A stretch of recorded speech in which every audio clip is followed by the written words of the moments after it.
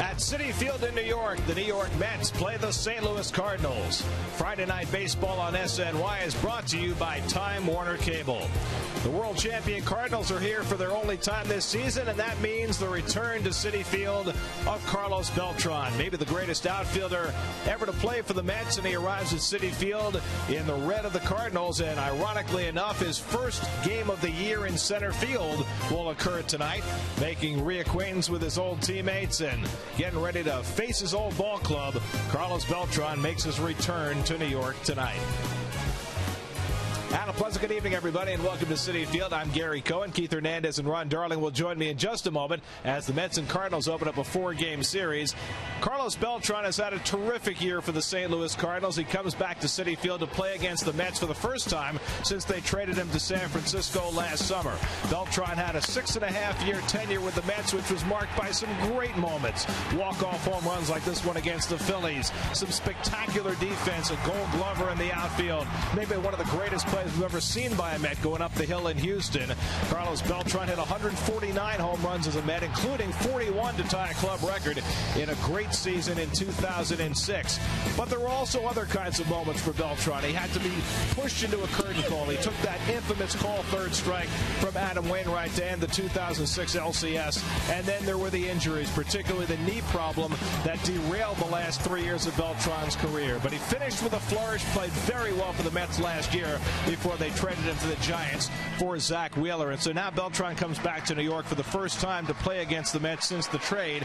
And it's an interesting legacy that Carlos has as a Met. Well, he had a great career here in New York. And the one thing that eluded Carlos was a world championship and a National League flag. And, of course, that infamous strikeout, and I think that's an incorrect word. I think it's really unfair, but it's something that he will always be remembered by. But that 1 year in 06 he had was probably the greatest year of a single Met has had in the 50-year history of this franchise.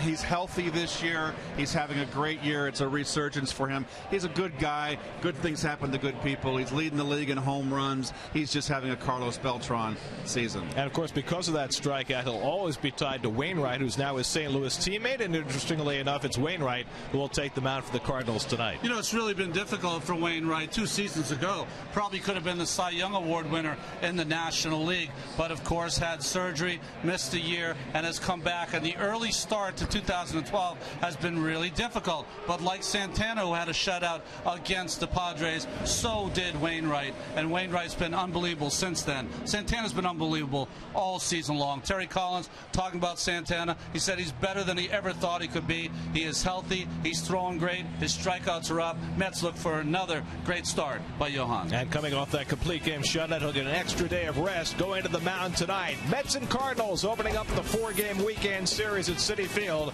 All the action coming your way on SNY.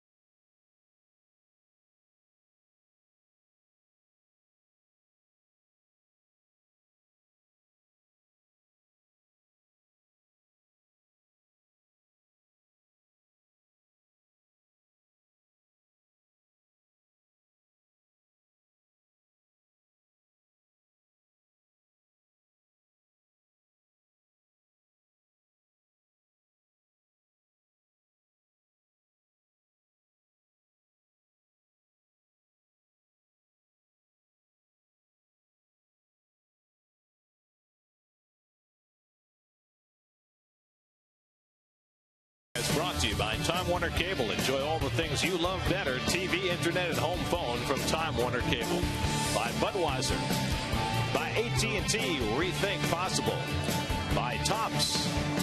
By City. On June 28th, play softball at Citi Field and get cheered on by special guests Dwight Gooden and Darryl Strawberry. Learn more at Mets.com/City Softball. And by the all-new Mazda CX-5 with 35 highway miles per gallon. Take the train to the game tomorrow afternoon at 4:10 p.m. as the series with the defending World Series champion Cardinals continues. Visit Mets.com or call 718-507-TIXX for your tickets now. Take a drive around the majors brought to you by Kia. Quinton Berry had a big game. Max Scherzer pitched 6 strong innings. Tigers beat the Red Sox 7-3 to avoid a sweep. Carlos Gonzalez made it 4 home runs in 4 plate appearances. His first time up last night. 22nd player in big league history to do that. And that fueled the Rockies to a victory over the Astros 11-5. And Aramis Ramirez with a 2-run homer. That helped the Brewers complete a 4-game sweep over the Dodgers with a 6-2 win last night in L.A. Johan Santana heads to the mound. Josh Tolley makes his return off the disabled list, coming back from his concussion. The Mets starting to get healthy, and they'll try and get a win against the Cardinals tonight.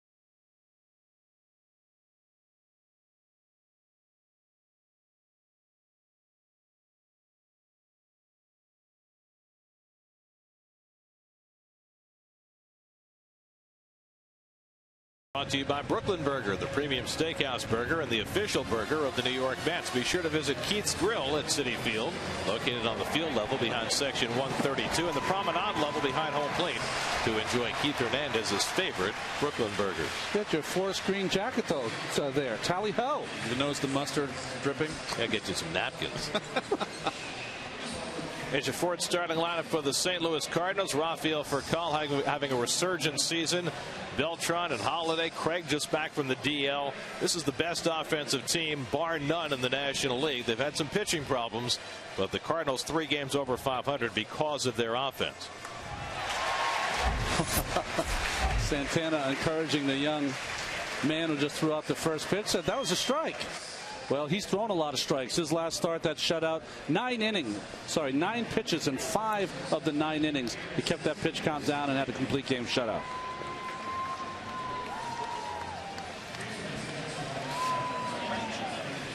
Met defense brought to you by Lexus. And, well, Josh is back. First start since the concussion. It's been a while since he's been in the lineup. And he's been missed. He's been hitting really well for the Metsies, and his defense was much improved. Quintanilla still at shortstop. Tejada still healing that quad down in Florida. Baxter gets another start in left field. He's earned that, that's for sure. By the way, if you're wondering which of the backup catchers the Mets chose to keep, they have kept Mike Nickius on the roster, sent Rob Johnson back to Buffalo. And interesting to see Josh using the hockey mask. He had said after he'd suffered the concussion on the hit from Ty Wigginton that he might go with this mask, and indeed he has followed through on it. Well, he's going to try to deflect some of those shots that come right back to foul tips. But remember, he injured his head because he thought he had a play on the baseball, threw his mask off, and that's why he was exposed to the elbow from Wigginton. Mike Matheny, his first year as Cardinal manager, 41 years old, youngest manager in the majors, and that's his bench coach, Mike Aldretti. I think Mr. Matheny's hiding behind the post. Matheny was one of the guys. That's Mark McGuire. He can't hide behind anything. Mike Matheny was one of the first catchers to wear that hockey-style mask also. By the way, Mark's tried. So Furcal will lead things off. Rafael Furcal, now 34 years old, and after a couple of injury pockmarked seasons, he's having maybe his best start in the big leagues. .391 on base percentage, as he has fueled the front of this high potency Cardinal lineup. The Cardinals lead the National League in batting average, in home runs, and in runs scored. Last time they had that trifecta for a full year was 1944. So Santana ready to go. First pitch to Furcal, and it's taken for ball one. And you can also add #1 in on-base percentage and slugging percentage. So this is quite a juggernaut here. They got a lot of their players back, 2 of them back. They've had their share of injuries. And they still have some. Lance Berkman obviously is a big loss for them. They've got Skip Schumacher on the disabled list right now. John Jay, who was having center fielder. He was having a heck of a year. And Santana gets the outside corner with a fastball, and it's 1-2. Furcal hitting .367 as a right-hand batter this year. They got him in the middle of last season, and he really helped fuel that Cardinal run down the stretch to the World Series last season. 2-2 to Furcal, but he had missed a huge portion of the year because of a thumb injury. He had an oblique issue as well, but he's been fully healthy this year and really fueling this St. Louis offense. Down the right field side of foul ball. You know what's interesting about Terry Collins talking today? He was mentioning that Santana, after he came out, pitched a complete game shutout. Terry was like, boy, Johan, that's as good as I've seen you in a long time. He said, not really. I really have to start commanding my fastball a lot better. So the perfectionist Santana still looking for ways to improve. And Furcal takes below the knees, 90 miles an hour from Johan. It's 3-2. Santana did not walk a batter in his complete game shutout of the Padres. He struck out 7 in that game, allowed just 4 hits. He was completely dominant through just 96 pitches. And Furcal loops one into center. Late start in for Nieuwenhuis, but he gets there for the first out of the night. And now Carlos Beltran. The center fielder, number 3, Carlos Beltran.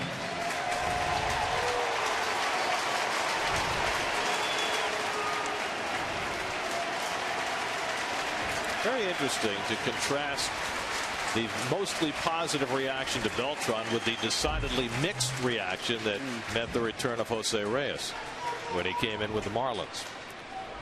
Beltran leading the National League in home runs with 15, and he takes a strike. And I think so much of that has to do with the way they left. You know, one leaves as a free agent, the other leaves via a trade, and in fans' minds it makes a big difference. Yes, no question. Fans' minds, he gave them lots of thrills, and upon leaving, left them with a pretty good pitcher who had a nice start last night, Zach Wheeler. Pitcher who's being proclaimed by some independent sources as the best pitching prospect in the minor leagues, Zach Wheeler. fastball up and away. 2-1 to Beltran. Well, I'm excited about all 4 of those pitching prospects down there in the minor leagues. And we're talking about Familia, Mejia coming back off the surgery. Broken back grounder foul. Lawn dart. And of course, Matt Harvey to go along with Wheeler. Now that's how you build from within. And I think those 4 guys down there are a lot of good, promising signs if they stay healthy and keep improving. You see what Beltran said to Tolley? Oh, that was my good bat. Well, Carlos has had some issues with his knee off and on this year. In fact, he sat out the Cardinals' last game on Wednesday when the knee acted up a little bit. But it's well enough that he's playing center field tonight. First time he will do that in 2 years. And Santana with a great changeup strikes him out for the second out of the inning.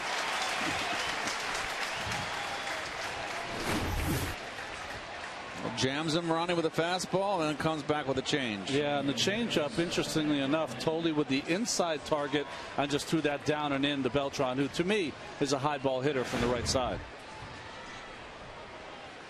So 2 out and nobody on. Now the very dangerous Matt Holliday, who's been swinging the bat very well lately. You see that 8 for 15 over his last 4 games.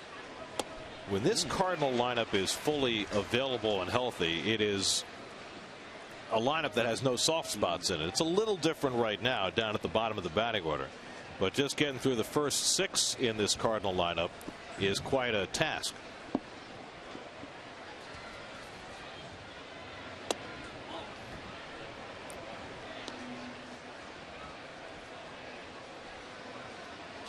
And you see a lot of ones. Oh, jeez. 30 more home runs than the Mets have hit this year. Holliday with 10 home runs on the season. Now in his 4th year with the Cardinals. Alan Craig fresh off the disabled list, waiting on deck. Craig had pulled his left hamstring. That coming after offseason knee surgery that cost him the first month of the season. 2-1 and Holliday fouls it off. 2 balls, 2 strikes. One thing I've noticed, and you guys, I didn't do the last Santana game, is that his fastball is down for the most part here in that first inning. That has been an issue for him this season. Location of his fastball has been up a good part of the year. 2-2 to Holliday. In the air to right, and Duda moving to his left. Side retired. Santana spaces a couple of fly balls around a strikeout of Beltran, and the Mets will come to bat against Wainwright.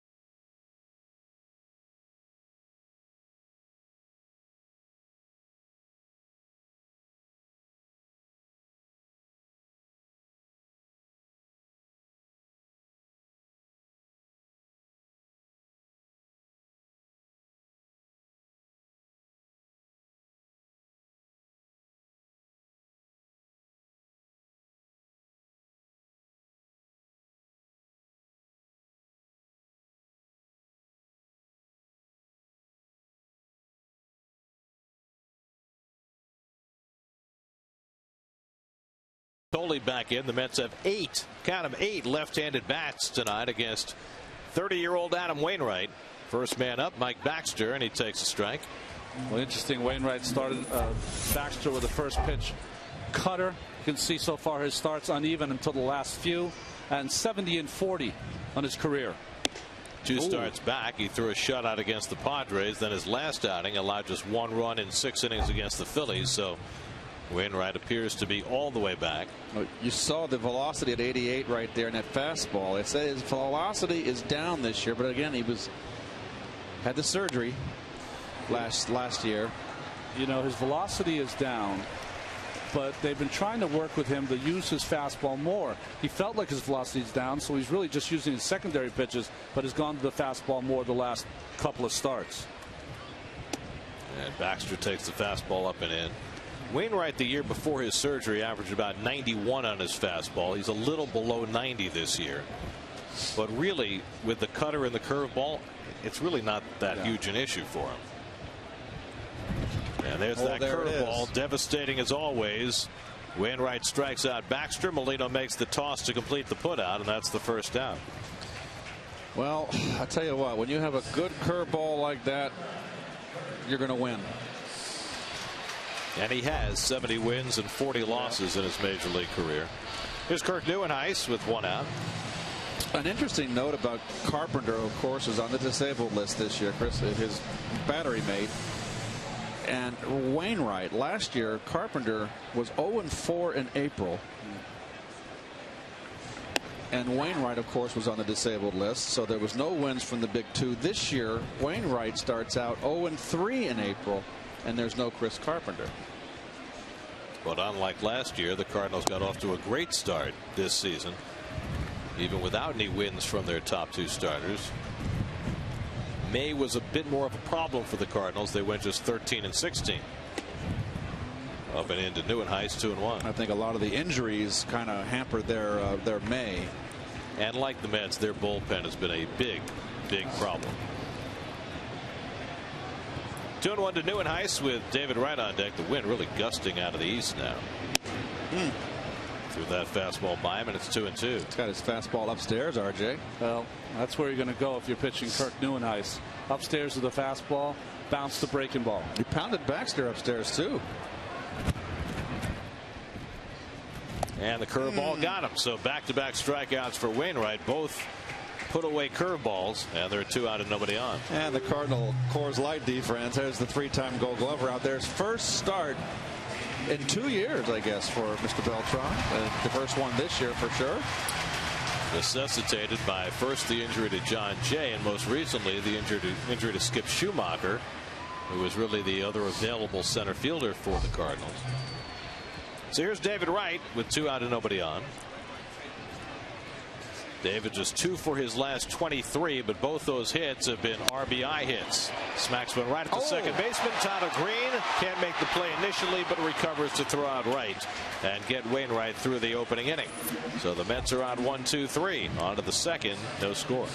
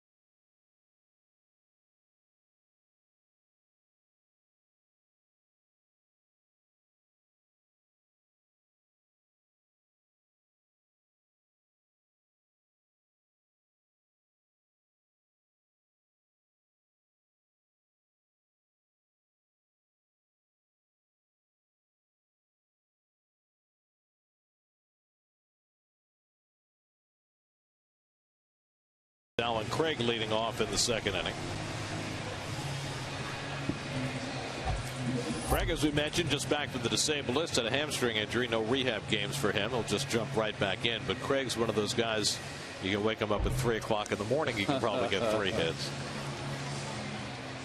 Cardinals had a log jam at the first base and outfield positions when the year began, but because of injuries, the log jam has never really presented itself for Mike Matheny. Craig's had only 51 at bats. He's hitting .373. Had offseason knee surgery that cost him all of April. Just coming into his own at age 27 out of Cal. There's Mike Matheny, youngest manager in the majors right now, with no prior experience either as a big league coach or as a minor league manager or as anything else for that matter. Both he and Robin Ventura are doing just fine. Matheny was always a manager in the making when he was a player. This one's driven to center field by Craig right off the DL. A long drive run down by Neuenheitz for the first down. You know, I think when I think of Mike Matheny, the daunting task for him is not the team. This is a team that's coming off a world championship, so he's got the players. Daunting task always is replacing kind of a iconic manager in Tony La Russa. And he said, when I talked to Mike, he said, I'm definitely going to do some of the same things that Tony did, especially in spring training. But really, my mentor was Felipe Alou when I was in San Francisco. Here's last year's postseason hero, David Freese, MVP of both the LCS and the World Series. Two of the most memorable hits in World Series history came off Freese's bat in that incredible Game 6 win over the Rangers. Good slider by Santana, and it's 0-2. Freese got off to a great start this year as well, but he's really cooled down lately. And you see what he did last October. He's got a sore right wrist. He hasn't been put on the DL. It's been kind of a day-to-day thing. So he's got a little bit of discomfort with the. If you got a bad wrist, it's a little difficult to hit. Your wrists are so important to hitting. And if you know it as a pitcher, you got to jam him because Freese is a guy who has tremendous power to center and right field. Santana throwing a lot of sliders in the early going tonight. Threw fewer sliders in his last start against the Padres. Didn't really need it against that team. Yadier Molina waiting on deck. And Freese lays off the changeup. And check it out down first. And Lance Barksdale agrees. No swing. 3-2 to Freese, the hometown St. Louisan, who had his career derailed by injury after injury before finally blossoming and then bursting onto the national scene last year. 3-2, and the changeup misses for ball 4. So the Cardinals have the first base runner for either side, a one-out walk to Freese. Well, there's a lot different with the Cardinals this year. Not only Tony La Russa retiring, but also Dave Duncan, his longtime pitching coach, and you might want to throw Albert Pujols into that mix. He was rather iconic in St. Louis as well. So much has changed with the Cardinals, but this guy remains the same. And having an amazing offensive year. Had a big year last year, but has turned it up a notch. And is raging hot right now, hitting .500 over his last 7 games, and he takes outside for ball 1. Molina now 4th in the National League in batting, hitting .333. It's been a banner year for offensive catchers in the National League, but this guy isn't an offensive catcher. Yeah. He's a Gold Glove catcher. A platinum glove. 8 home runs on the year so far for Molina.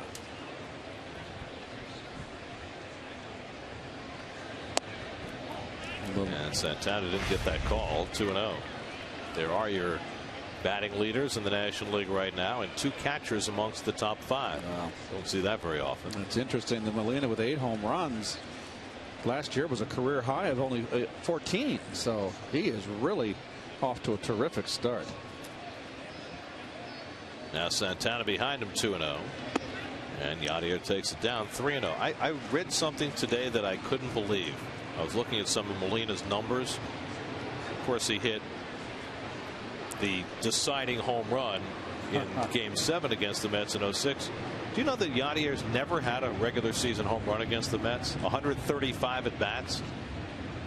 Oh, but he had a big one. If you're a Met fan, that's enough. It's a trade-off. Right? Yeah, right.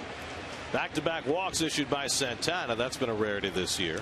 You know, for Johan, it's going to have to kind of flip the book here, facing this disciplined Cardinal team. Yep. It's not like facing the Padres, where they're swinging as soon as the ball's halfway to the plate.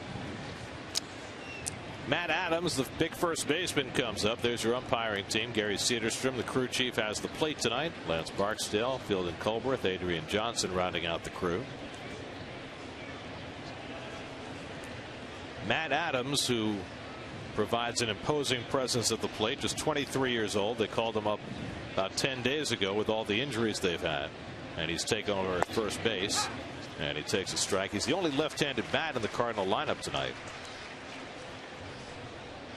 Cardinals, after Pujols left, gave the first base job to Lance Berkman, and he's been hurt. Matt Carpenter did a nice job for a while. He's been hurt, and now Adams inherits that job.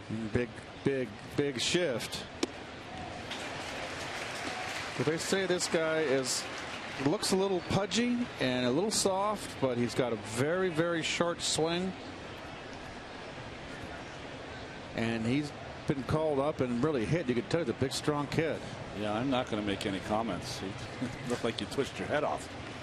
12th game Adams has started for the Cardinals. Santana's ahead of him 0-2 with 2 men on.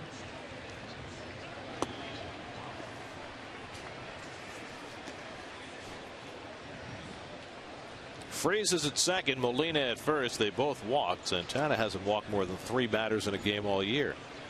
So the back-to-back walks, a bit of a surprise. Matt Adams from Slippery Rock University.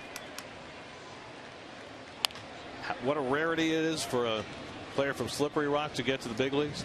The last major leaguer from Slippery Rock University was Bob Shawkey, who pitched for the Yankees in the 19-teens and 20s. Oh, man. His last major league game was 1927. So from 1927 till 2012, no Slippery Rock products in the big leagues, but now Matt Adams representing.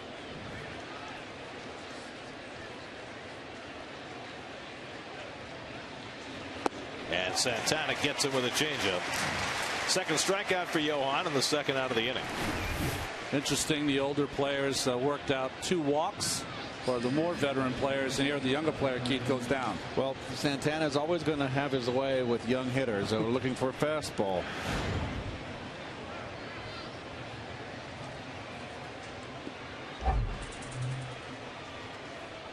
So 2 out and 2 on. Now Tyler Green, the second baseman. Green, former #1 draft pick of the Cardinals from Georgia Tech. Hitting just .227 on the year. And he takes the changeup down for ball 1. Freese and Molina, the base runners, with 2 out.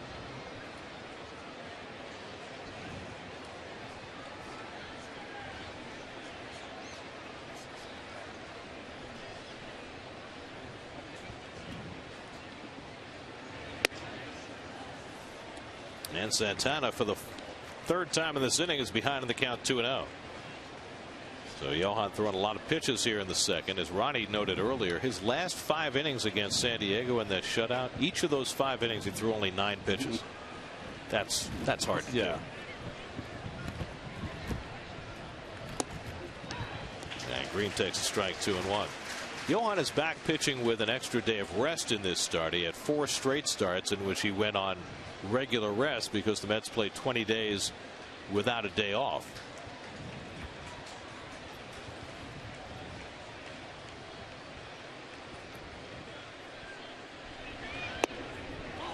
And having trouble getting the Cardinals to bite at that changeup. Now he's behind 3-1. Well, I don't think you can pitch around Green. You're going to have to go after him. Wainwright's a pretty good athlete on the on-deck circle. Let's see what Green gets here on 3-1 with 2 out and 2 on. And he got another changeup. 3-2. It's amazing. You're supposed to be throwing a fastball in this situation. Just raises that changeup just a bit for a strike. That's the one thing I found out when I came up to the big leagues when I was 20 years old. He was no more longer getting the 3-1 fastball. Every time. You'll get it That's some. right. So now the runners, Freeze and Molina, will be off. 3-2 and 2 out.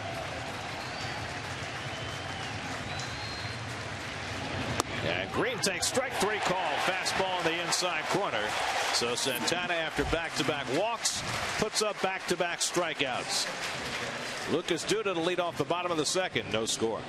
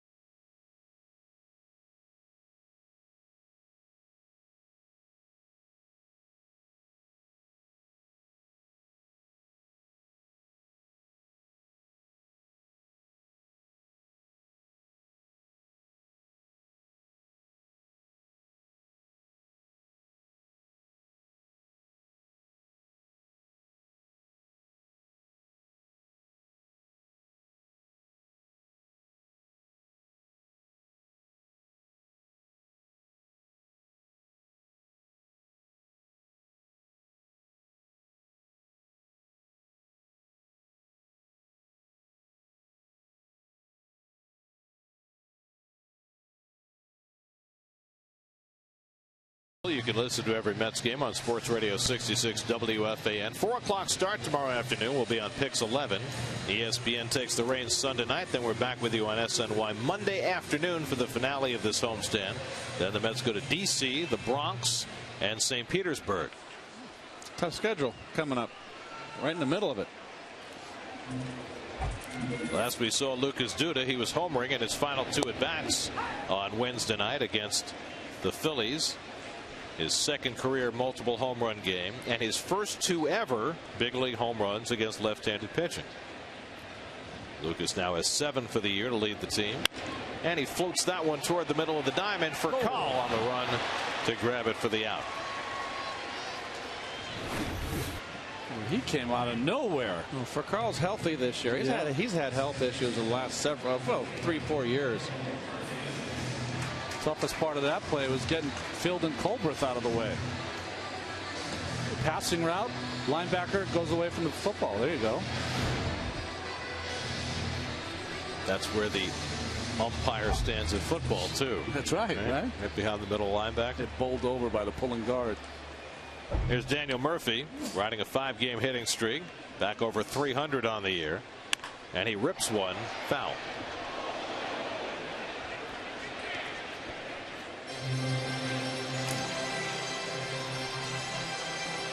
Murph now 193 at bats deep in his season and still looking for his first home run.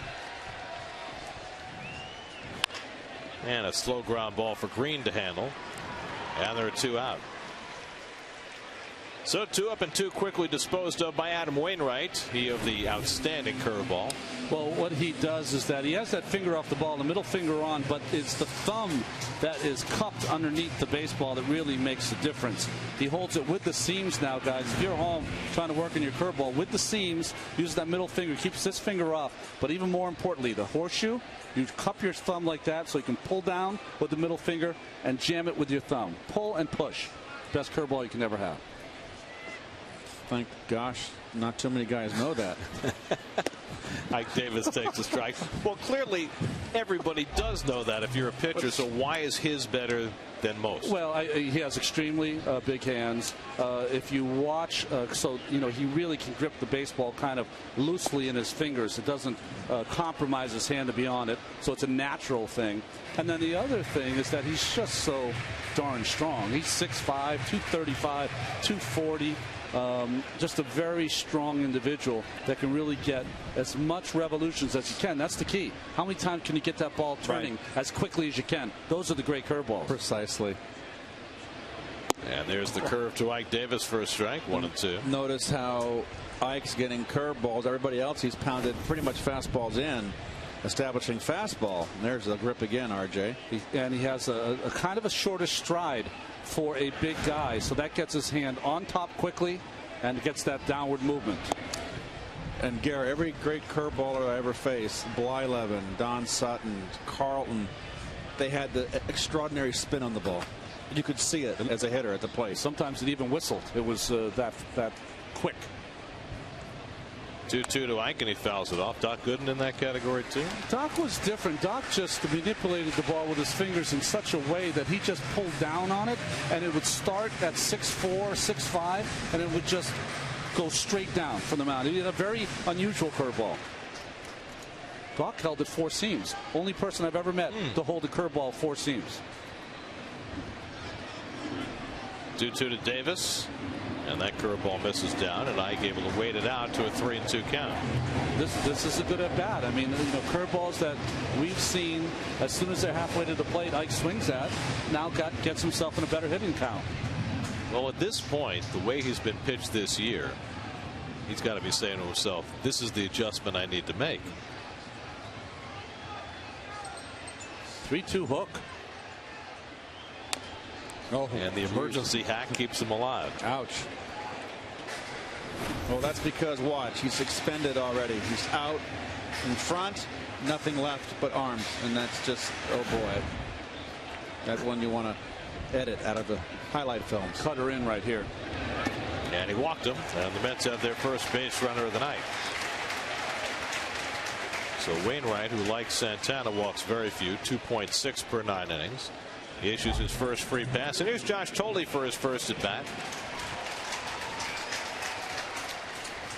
Josh out since being waylaid by Ty Wigginton's wayward shoulder in Philadelphia on May the 7th. So he's missed better than 3 weeks. Had an at bat as a DH on Wednesday, a game of catch last night with Chris Young, and now right back on a big league field. And by the way, quite a job by Chris Young in that rehab start with Thole yesterday. 6 shutout innings. What, a couple of hits he gave up? That's it? That 10:30 in the morning start. It's good for old guys. He's got kids, so he's used to waking up early. Takes a lot of coffee to get the hitters on time. And Thole lashes one foul, and it's 1-1. I asked Josh when I saw him today, I said, what was it like being down there and having an extended spring? He said, it was the worst. Sometimes the umpires wouldn't show up. The games wouldn't start on time. It was just, please, he said, send me somewhere where there's an organized team. Josh, who grew up a Cardinal fan in Southern Illinois, playing against his boyhood team in his return to the lineup tonight. And the curveball bounced foul, 1-2. Well, Wainwright, excuse me, looks very sharp. And Ronnie, you mentioned it earlier. He is establishing on this 5% left-hand hitting lineup. He is establishing the fastball in. Yeah. First time through the order. Rain out in Washington tonight. It's the rain that's on the way here. Here's the 1-2, and the fastball in there for a call, strike 3. So Thole down looking. Wainwright has his 3rd strikeout. Santana and Wainwright matching zeros early.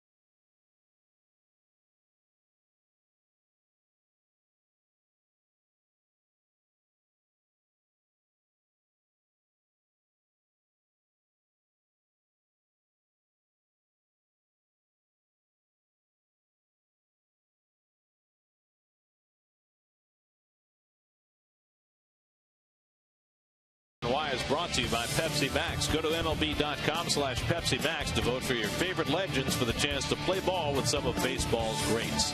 By Parts Authority Auto Parts Superstores, where the answer is always yes. And by Kia Motors. Third inning, Adam Wainwright leads off against Johan Santana.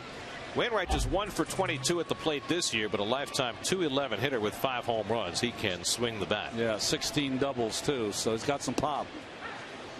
Well, you know, he's rehabbing his hitting too, coming back from Tommy John surgery. Well, it doesn't help to face Santana, I'll tell you that. Johan has already struck out 3. And Wainwright hits a 2-hopper to right. Ball comes up for David, and he makes the play, 1 away. By the way, David made some news before the game today, talking with Abe Coleman on the pregame show on WFAN. He said definitively he does not want to talk about a contract extension with the Mets during the season. There's been a lot of conversation by ownership, by people speculating about David and his contract status, and he put that to rest for the moment, said during the season, no negotiations. Eddie Coleman making like Mike Wallace. Very good. That's what he should do. Ed's down there. He's an investigative reporter. And everybody's friend. That's right. 1 out and nobody on. Here's Rafael Furcal, who flied to center his first time. He bluffs the bunt and takes the changeup for a strike. But I think that's the right thing for David to say. Yes. Even if it's not true. Yeah, right. Because then everybody stops asking him questions. Yeah. I mean, how many questions has he already had to answer since Ryan Zimmerman signed that contract extension during spring training? Here it goes this way. I am not talking about the contract this year. Well, are your agents going to talk about it? I am not talking about the contract this year. That's your answer. Focus on the field. Yep. And then if stuff happens behind the scenes and they announce a contract, well, that's the way it goes. Duda moves over to the edge of the warning track to grab the fly ball by Furcal for the second out. You got to pay the 10% for something, don't you? That's exactly right. So 2 out and nobody on. Now Carlos Beltran bats for the second time. Santana got him swinging on a changeup his first time up. Carlos is in the top 10 in virtually every important career category for the Mets. Home runs, RBIs, he's 6th in both of that categories, and right about the same place in on-base percentage and slugging percentage. Throw in the Gold Glove work, and you know, he is, by just about any measure,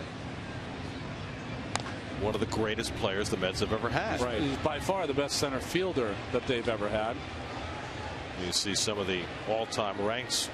Very nice graphic, guys. Very nice. He might be, to me anyways, one of the best athletes that's ever wore a Mets uniform. Line to short and snagged by Quintanilla. So Santana has a 1-2-3 inning. He threw 9 pitches, 9 strikes. No score in the third.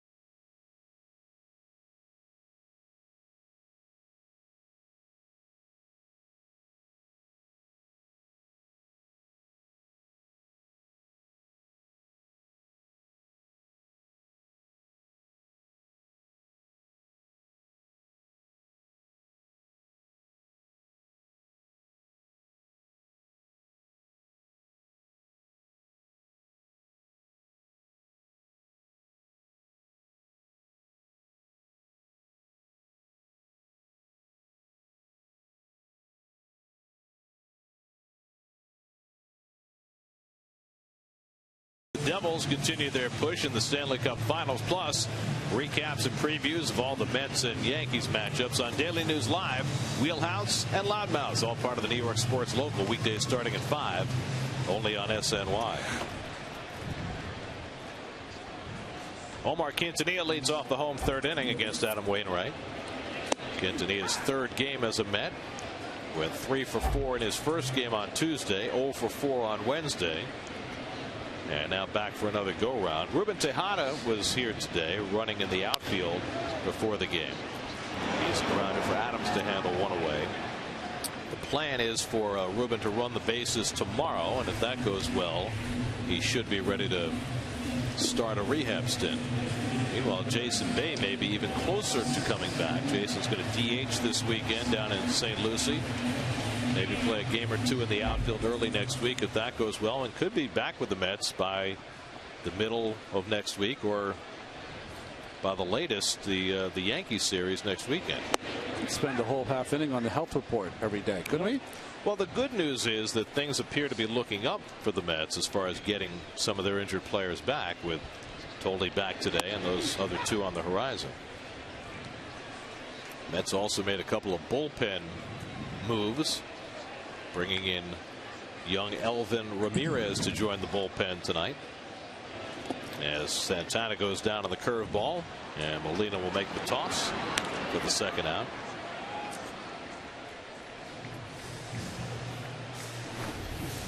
SNY Super Slow Motion is brought to you by Mercedes-Benz Tri-State dealers. Visit them on the web at searchmercedes.com. Is that the old curveball machine right there?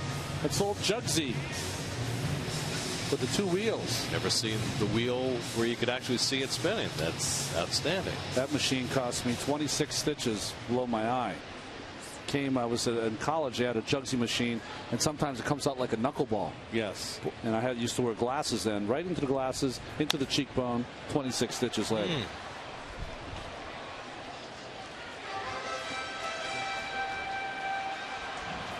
And the next time you stepped in against the Jugs gun, bring it on. That's right. Right? Tough guy. Right. 0-2 to Mike Baxter. Every now and again, you're right, because I've hit my share off those machines. Yeah. You always hated it because there's no motion. There's no motion in a pitching machine. It's like someone spitting sunflower seeds Even on the you. old Iron Mike that had the would come like a windmill at you. You had no motion, and it was just, I hated those things. The only one I liked was the old 2 tires, the curveball machine. Yep. Another slow grounder for Tyler Green. He throws out Baxter, and it's a 1-2-3 inning for Adam Wainwright. 2 pitchers on top of their game. 2 guys who missed old last year. They're looking good.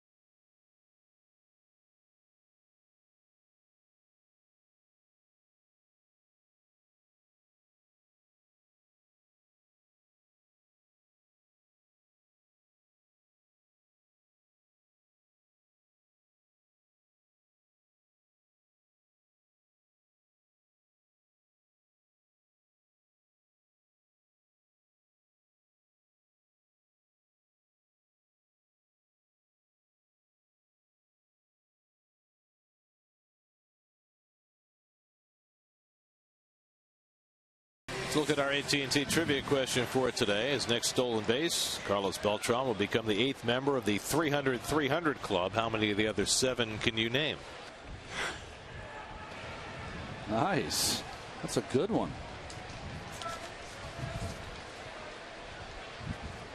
Matt Holliday leads off for the Cardinals in the 4th inning. Holliday flied to right his first time up. Are there 2 guys with the same last name? I think so. There's at least 1 active. Yes.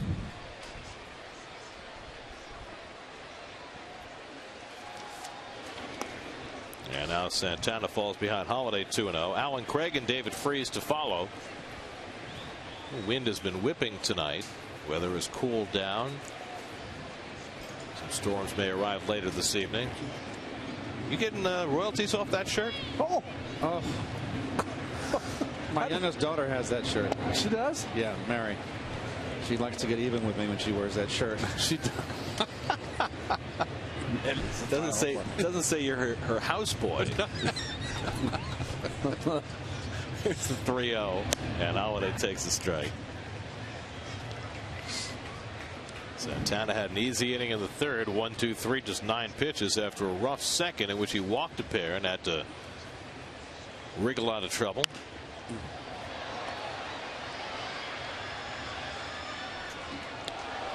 He's got a pretty big swing, Matt Holliday, but good hand-eye coordination and pretty good timing usually. Yeah, he's had good career.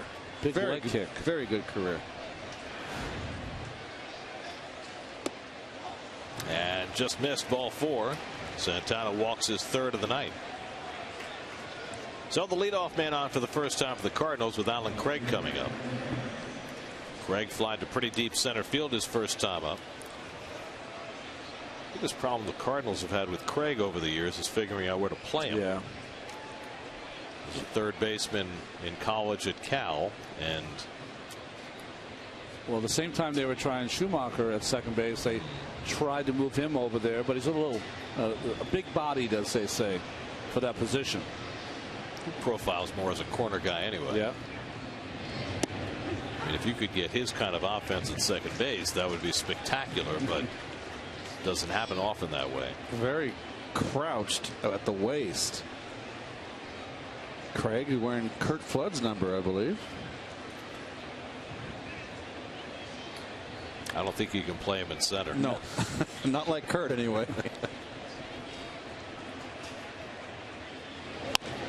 Popped up. Murphy with the angle coming over, but Ike will take it, and that's the first out. The wind is really playing tricks with the ball right now. Have an odd weather pattern for June the 1st. June gloom right here. Did you guys? That was the San Francisco phenomenon. That's right. June swoon. June swoon in San Francisco. June gloom in Los Angeles. Did you guys catch the HBO special on Curt Flood? It was amazing. I think it was did. HBO. It was a documentary. It was terrific. Curt and his life.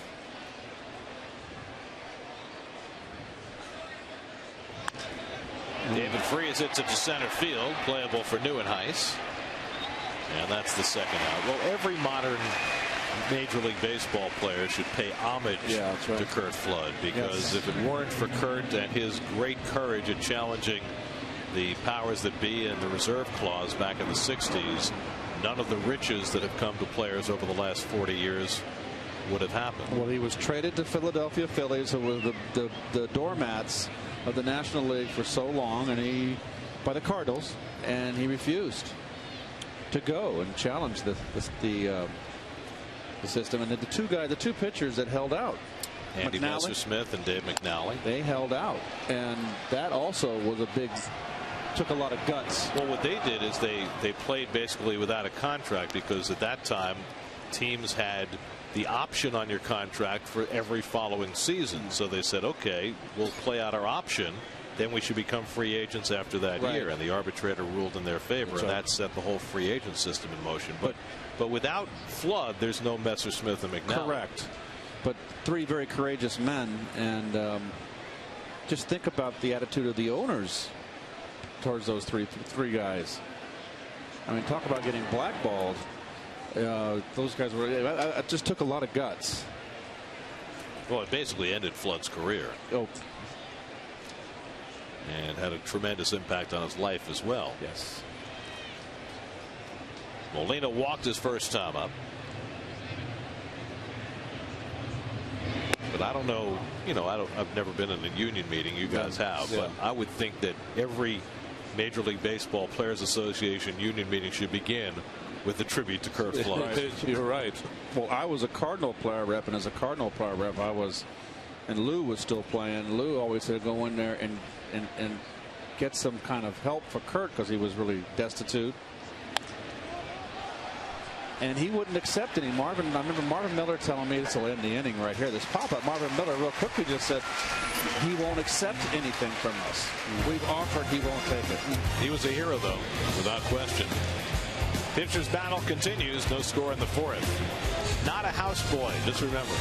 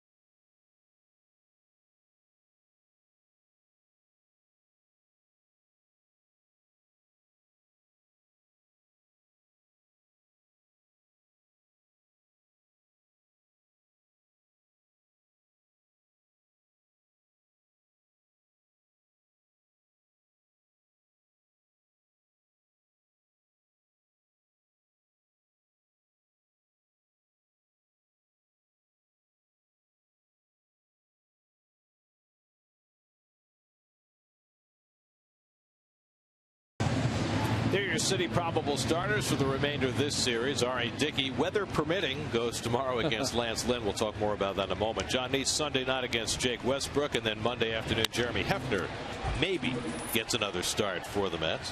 Kirk Neuenhuis leads off in the home fourth and breaks his bat on his first swing. So let's check in with Kevin Burkhardt, who's sponsored tonight by Cholula Hot Sauce. Kevin? Nice to have a sponsor walking around the stadium, Garrett. A lot to carry. As we watch Kirk Neuenhuis hit here, and Ronnie, you touched on this on Wednesday night. I think Wally Backman's done a great job with Buffalo Bisons and all these guys that have come up here ready to play and ready, knowing what to expect. And I think that's been a big factor here in some of the success. Handing off to Terry Collins. I talked to a lot of the guys that have played for Wally. Not one of them had anything but I loved playing for him to say. Neuenhuis was one of those guys. Said absolutely loved him. Just loved him. He said, he remembers what it's like to play the game. He's so positive, constant positive reinforcement. That being said, he wants you to give it your all. You have to give it your all. He said, we were playing the Braves. I got to second base. First thing Dan Uggla said to me, hey, how'd you like playing for Wally Backman? Uggla played for him in the White Sox system. Loved him as well. I talked to Omar Quintanilla. What did he say? He said he brings out the best in you, but he's a character. Wally, a character? Well, I think we kind of know that too, but he's doing a great job. Guys, back to you. Furcal has it go off the second base bag, and that cost him a chance to get Neuenhuis. A bouncer over the pitcher, to the base, off the bag, away from the shortstop. Well, and that's a hole in one. You can see he made the decision too late there. He saw it was going to hit the bag and not there quick enough. And that, my friends, is the first base hit for either side in this game. Right in the clown's mouth.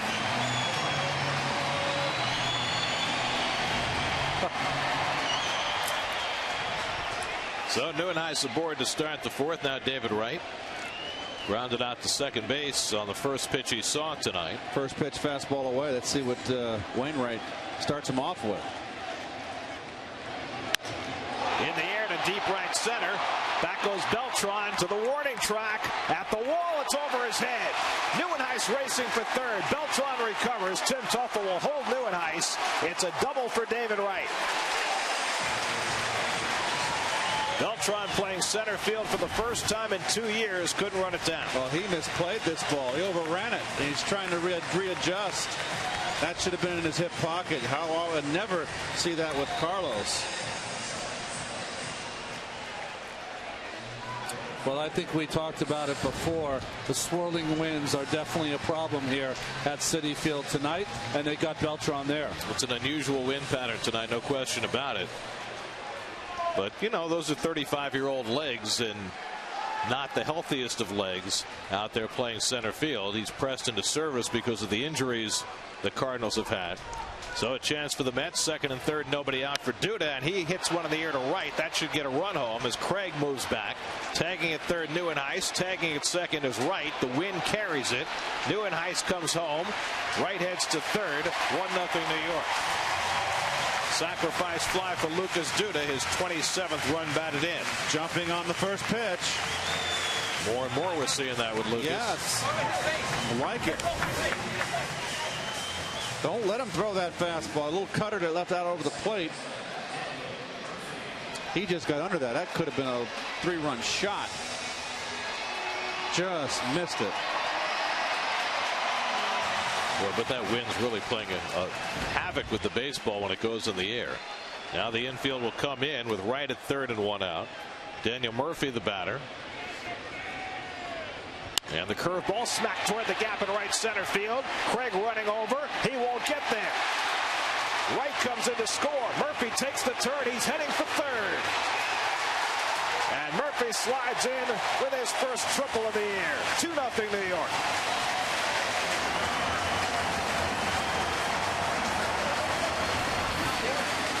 Well, a little reverse here. That's another hanger. Curveball right here. Mets jumping on first pitches. Well, we talked about Craig and his defense. He's just lumbering out there. No chance to get to that ball. And Murph immediately thinking three. Well, nice job by Murph. Little slide into third. This inning, single, double, triple by the Mets. This is not the triples ballpark that it used to be. For Murphy, it's his 10th career triple. And so now the infield has to stay in for the Cardinals. Already with a 2-0 lead. Mets looking for more. The infield in with Ike Davis at the plate. So Wainwright, who was just about spotless over the first 3 innings, finding trouble in the fourth. It all began with that bouncing ball off the second base bag by Neuenhuis for an infield hit. But the next 3 pitches, double by Wright, sac fly by Duda, triple by Murphy.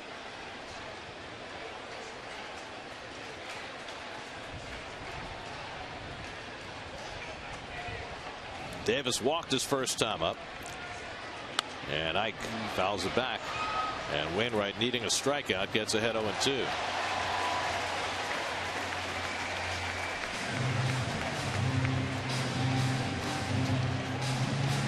Six out of 13. A little less productive than you'd like, getting that runner in from third with less than 2 out. Josh Tolley on deck.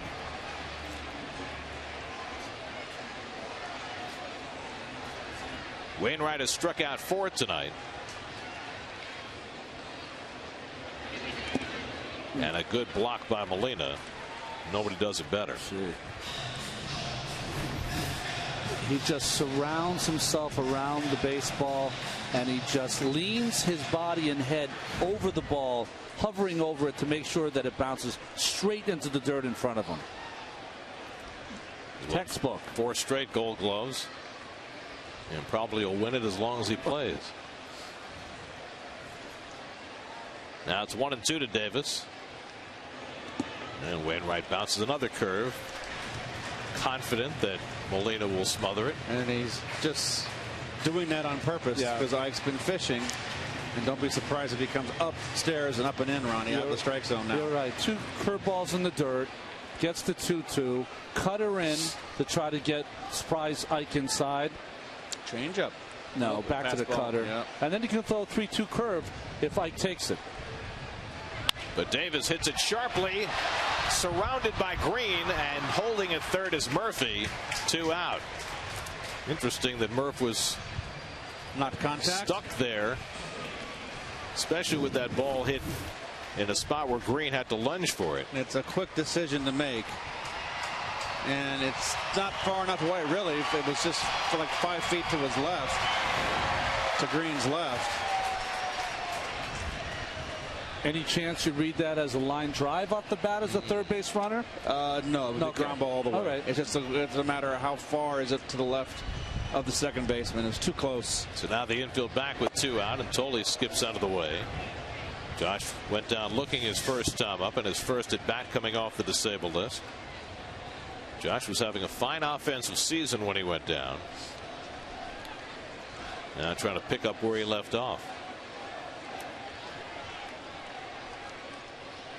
And the curveball bounced slowly, ranging very wide as Adams, and gets it over to Wainwright to end the inning. But the Mets cash a pair against Wainwright in the second. New and Ice started with a lucky hit, right with a double, Duda a sac fly, and then Daniel Murphy with his first triple of the season makes it 2-0 New York.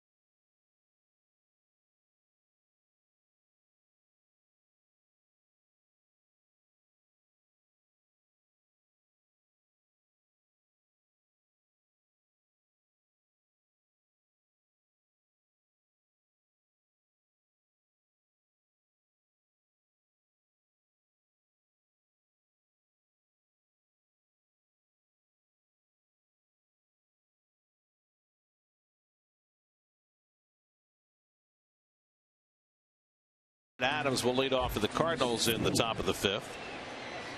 Santana's walked 3, struck out 3. Adams struck out his first time up, and the Mets put the full shift on against him. There it is, the triangle. Tim Tuffle in charge of the positioning of the defense.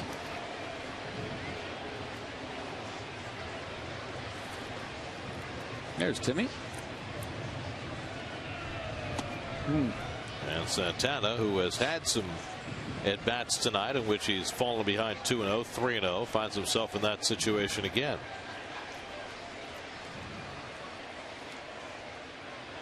And there's ball 4. And so for the second straight inning, Santana's walked the leadoff hitter. Tyler Green coming up. Let's check in with Kevin. You look at Josh Tolley back from that concussion, Gary, and you guys touched on it earlier. He's got that hockey-style helmet on now, and it's not to honor the Devils or the Rangers. It's a little bit more protection. I asked him about it before the game. He said it's heavier, a little bit better protection he feels. Also protection on the side of the head.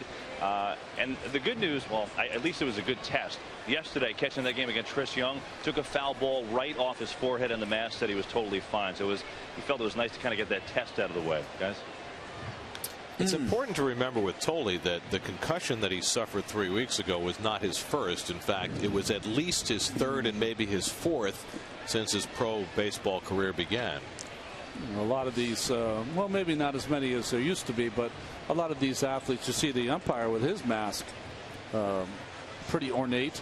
A lot of these guys, played high school football, and those things will tend to happen, especially in those sports. And we're now reaching an era where every concussion is monitored closely. But for these guys who've been playing sports for the last 10, 15 years, earlier in their lives, maybe they suffered a concussion and nobody mentioned it. Nobody knew. Here's the 0-2 to Green, and it's up and away. I'll never forget the first one I ever got was my freshman year in high school. I was playing varsity football, Keith, and I was too little to play the sport, to tell you the truth, and had one, and only my dad knew. He said, "Listen, son, I'm going to stay with you. We're staying up all night. You cannot go to bed." He knew that when you had a concussion that you couldn't close your eyes and sleep. You had to stay up. I got my first concussion in Pop Warner football. Did the without pads. We did the day before the warm up, going through all the plays with just without pads. Yeah, a goofy kid from Oklahoma, defensive end. He was real aggressive, and I was just supposed to block him. He came in and we broke my nose with his forehead. I had bad sinus the rest of my life because of that kid. Forget his name. Well, that's because you had the leather helmet on. You didn't have the Green goes down looking for the second time. I can't believe you remember he's from Oklahoma. We were talking about Chris Young, and he pitched for Buffalo yesterday. 6 scoreless innings at the game that started at 10:30 in the morning. And there seems to be some discussion about maybe Chris coming up and pitching for the Mets before he gets another rehab start. In fact, there are a lot of pitching plans right now for the Mets that are kind of up in the air the next few days. But one thing is for certain is that the Mets will have Chris Young up and pitching in their rotation sometime soon, and will keep their fingers crossed for good health, because really the way Chris's career has gone, that's been the only thing that's ever held him back. Correct. Yeah. Terry Collins asked today, is Chris Young in the discussions for that next spot in the rotation? He said yes, he is. He wouldn't go any further than that. Yeah, I mean, Jeremy Hefner right now is slated to pitch Monday, which is a day earlier than Young's turn would be. Since he pitched yesterday, his turn would be Tuesday. But the Mets have some other things going on right now, one of which is we mentioned that there's rain coming later tonight. It might last into tomorrow, and Ari Dickey is scheduled to pitch tomorrow. And Terry Collins said before the game, look, we do not want Ari to pitch in the rain. We did that in Atlanta. It was his worst game of the year. He can't pitch in the rain. So they might make a decision tomorrow, if they're going to be playing in any kind of wet weather, to scratch Dickey, put Hefner in that spot, move Dickey back to Sunday, and then you could roll into Young as early as Tuesday. That's right. And it would be kind of a Hefner to go, hopefully 5 innings, maybe a Hefner Jack Egbert kind of game. And you also have Miguel Batista in that mix. He's down on rehab and is eligible to come off the disabled list Monday, as Wainwright goes down swinging for the second out of the inning. 5 strikeouts now for Santana to go with his 4 walks. Well, there are the numbers on Chris Young. And when he's been healthy, when he's been able to pitch in the major leagues, Texas, San Diego, Mets, he has been a vastly successful pitcher. And that was certainly the case in his 4 starts with the Mets last year, before he went down with a similar shoulder injury to the one that Santana has returned from. You would have 2 guys in the rotation coming back with that injury. That's, to have one in the organization is a lot.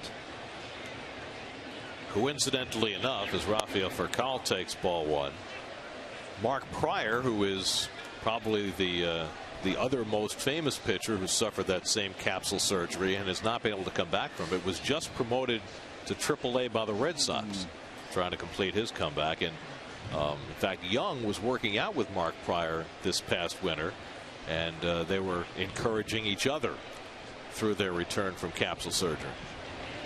Well, I think what happens is when you get some of these injuries to the real fine players that play this game, it seems like the science gets a little better on how to rehab these players. You know, it happens to Joe Schmo in AA. Well, you know, maybe he doesn't get as much time or opportunity, but certainly when it happens to guys like Santana, you start to he becomes the test piece for what you do. So far, he's passed the test with rather flying colors. And he gets Furcal with the changeup for the second strike.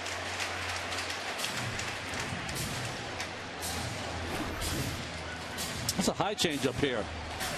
So the speed beats him. Yep, kind of completely out in front.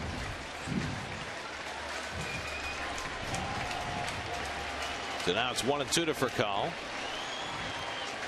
Runner goes, and it's looped in the air to shallow left. Baxter coming on to make the grab. Side retired. Santana 4 walks, 5 strikeouts, no hits allowed through 5. 2-0 New York.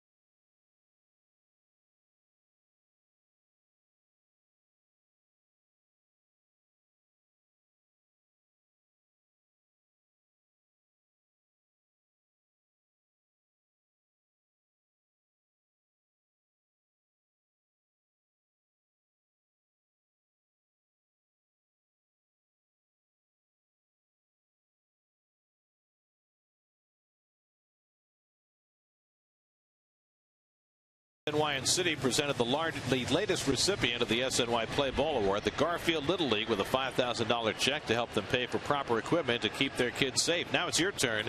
Help your youth baseball or softball league with a $5,000 grant. Apply for the SNY Play Ball Award presented by City today at sny.tv/playball. Omar Quintanilla leads off in the home 5th inning. Quintanilla grounded out to first his first trip, and Wainwright throws that cutter in on him. 1-1. Quintanilla, then Santana and Baxter for the Mets in the home 5th as a little rain begins to fall.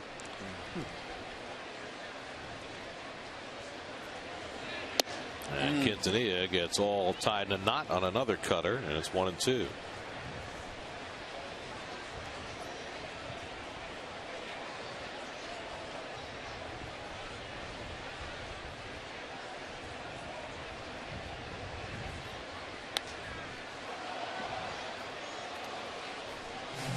Mets got both their runs in the 4th. Duda and Murphy with the RBIs. This is an official game because we've played 4.5 with the home team leading, which may become an issue as the rain arrives on the scene. And that curveball misses. 2 balls, 2 strikes to Quintanilla.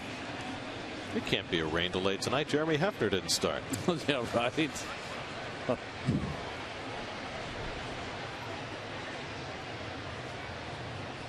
2-2 for Wainwright. And another curveball. This one gets Quintanilla. And Molina, for the third time tonight, has to make the toss down to first. 5 strikeouts for Wainwright.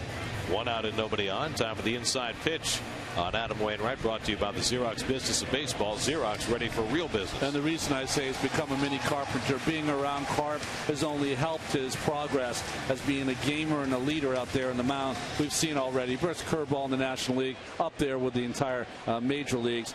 An emotional start 10 days ago when he did throw that shutout against the San Diego Padres. I found it real interesting that after the start he was interviewed and he almost broke down. And I think people out there, you tend to forget how difficult it is to rehab your arm after an injury like he had, and all the hard work that goes into it, and the tough start he got off to, and to have that start kind of was a payment for all those services rendered, for all that hard work during that off season. Yeah, the reason why we tend to forget is because comebacks from Tommy John surgery have become so routine now.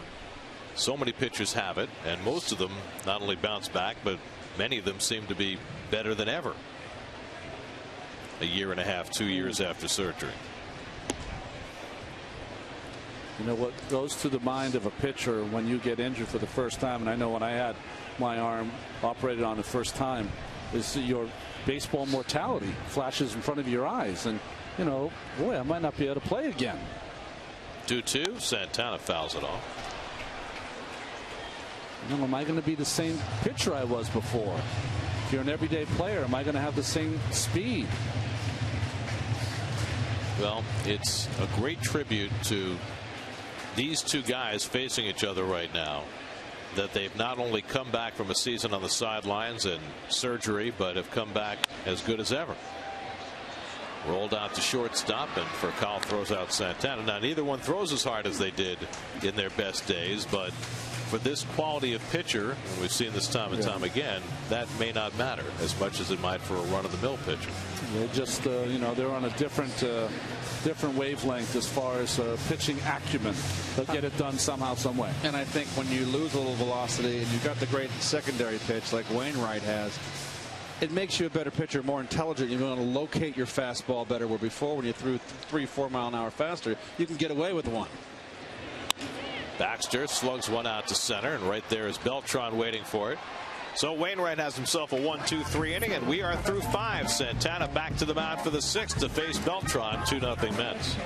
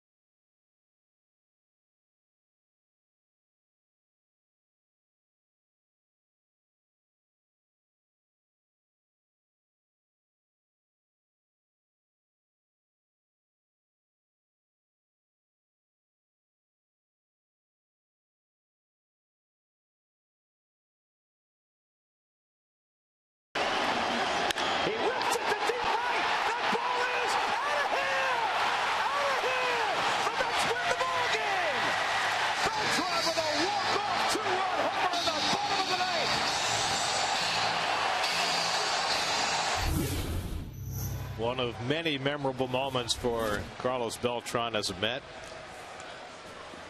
Walk-off home run against the Cardinals. It was the day that Carlos Delgado hit his 400th home run, a grand slam, and Pujols hit a couple of home runs in that game, and the Mets came from way back to win. Beltran 0 for 2 tonight. He struck out and hit a soft liner to short, and he pulls that one just foul. Just foul. Oh, nice play by the ball boy down there. Good hands. Came very close to being the Cardinals' first hit off Santana tonight. Oh boy, I tell you what. Adrian Johnson, the third base umpire. And if it didn't kick up chalk, it came awfully close. Nice play. Beltran, Holiday, and Craig for the Cardinals in the top of the 6th. And it's pulled to third, one hop to David Wright. And he throws out Beltran one away. Boy, it looked fair. It had a big hook on it. Look at that.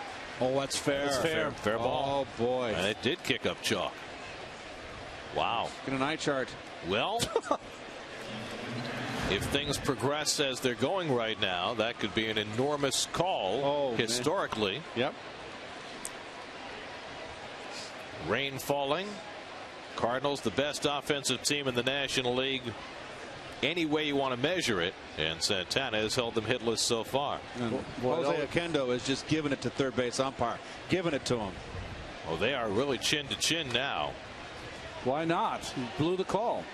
It's all right for Jose to get on him. And Mike Matheny's just wandered out of the dugout, walking from one end to the other just to be there in case Oquendo needs help. Oquendo's way back on purpose. He's just giving it to him. Well, special games always seem to have little gifts. Look at this. There's John. Here we go. Here we go. Oquendo is going to get himself run from this game if he hasn't already. Well, it was clearly the wrong call. Adrian Johnson just missed it. It was clearly, as we saw it on a replay, a fair ball off the bat of Beltran. He's just telling him, I just looked at it, Adrian. It was fair. Adrian's got to calm down. Don't tell me. All you have to do is look at the spot where the ball hit. There's no chalk there anymore. You might not be able to see it. And listen, Matheny, once he saw Jose going at it with Adrian Johnson, that was enough for him. You never see Oquendo argue with anyone. This umpire, who's doing the arguing, the umpire or the manager? Well, I don't know what he's arguing about. He was wrong. He should just take it, and that's it. Well, he has not ejected Oquendo from the game, apparently. Here's the shot again. Clearly, it's a fair ball. It hit the chalk. All it has to do is hit any piece of the chalk, and it's a fair ball. Here's your Coors Light freeze cam. So the Mets get a break there, and Santana gets a huge break. Well, a young umpire trying to stand his ground, but on unsure footing. It's a lot of arguing for not throwing either gentleman out of the game as Santana throws a good changeup to Holiday 1-1. So that gives you an idea that he kind of knows that he might have missed the call. And then it's a positive thing. At least everyone's still in the ball game. 1-1 to Holiday, and the changeup blown away. 2-1. Holiday is fly to right and walked. Santana has walked 4. It's the first time since June of 2010 that he's walked 4 in a game. So his pitch count is higher than he would like. And it certainly makes you start to speculate if Santana keeps his no-hit bid intact. There seems to be no chance, given what we've heard from Terry Collins about his limitations pitch count wise, that he'd be allowed to finish this game. Collins, when asked today, 110 is the number. He said that could go to 112, 115, but there's no way they're going to stretch beyond that. And he didn't say just now, he said at any point this season. Yes. Because of Santana's status as a pitcher coming back from major shoulder surgery. And Terry's experience of talking with other managers who've dealt with pitchers coming off surgeries. Well, that's a move in the right direction, is it not? I like to hear 110, 115. Swing and a miss, and Holiday out on the changeup. 6 strikeouts now for Santana.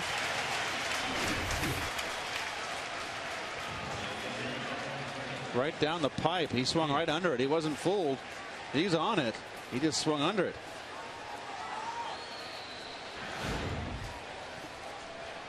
So 2 out and nobody on. Now Alan Craig will come to bat.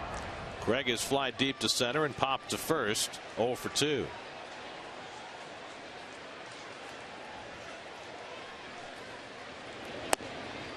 runs one inside, 1-0. I think the pitch count is up also, Gary and Keith, because Gary Cederstrom, the home plate umpire, has not given any inside pitch to Santana, called inside pitch.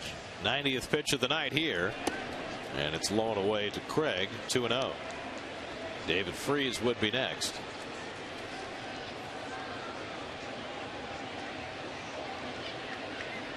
Santana coming off a 4-hit shutout against the Padres. He's got 14 consecutive scoreless innings under his belt. And that changeup is called a strike, 2-1. Alan Craig, first game back from the disabled list.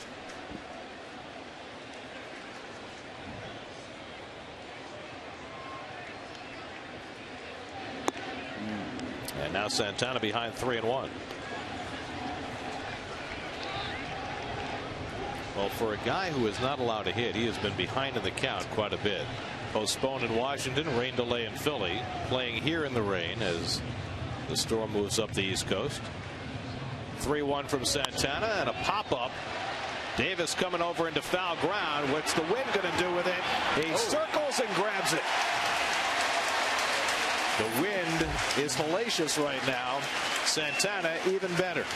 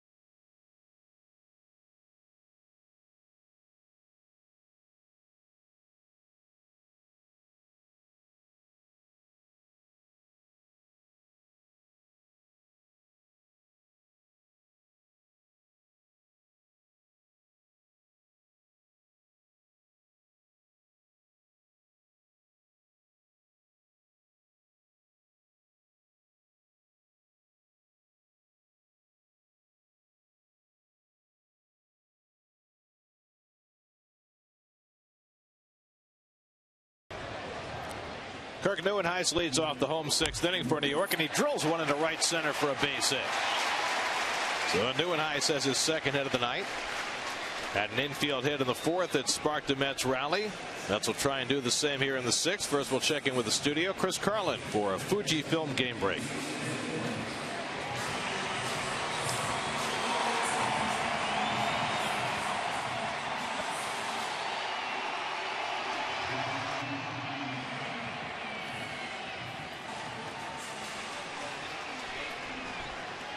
All right, Chris, here's David Wright, who doubled over the head of Beltran in center field in the fourth inning to fuel the Mets' two-run inning, which represents the only 2 runs in this game.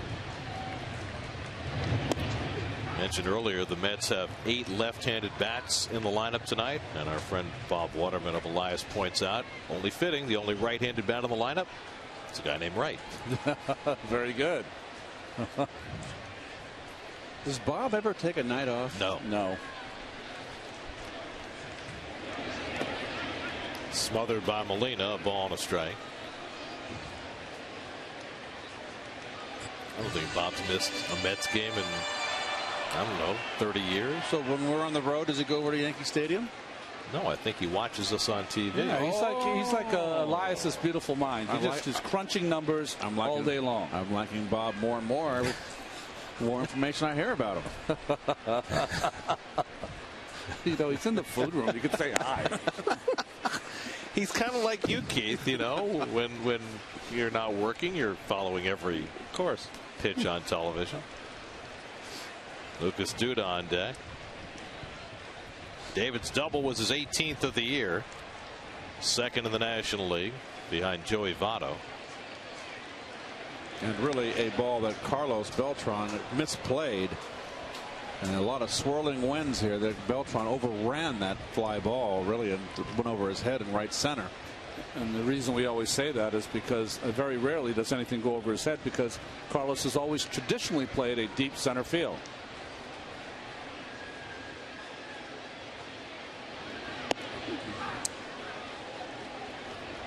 Slider that didn't really break, and it's 3-1 now to right. Check it 2-2.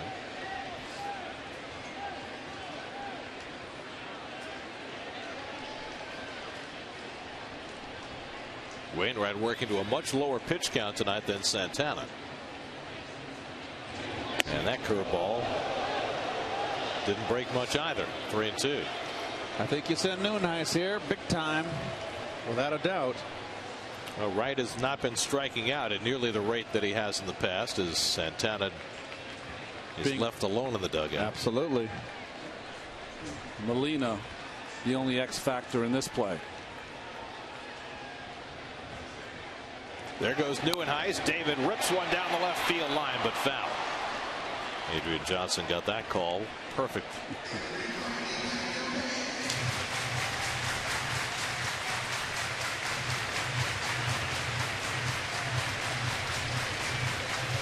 Meanwhile, as Santana waits in the dugout, worth pointing out that while he threw 96 pitches in 9 innings in his last start, he's thrown 93 in 6 innings tonight. Well, he's got the 4 walks in this ball game. That's the only base runners he's allowed.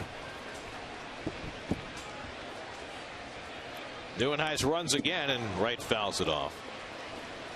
Well, the 6-inning no-hit bid by Santana matches the longest for a Met this year. John Neese, in his first start of the season against the Braves, went 6.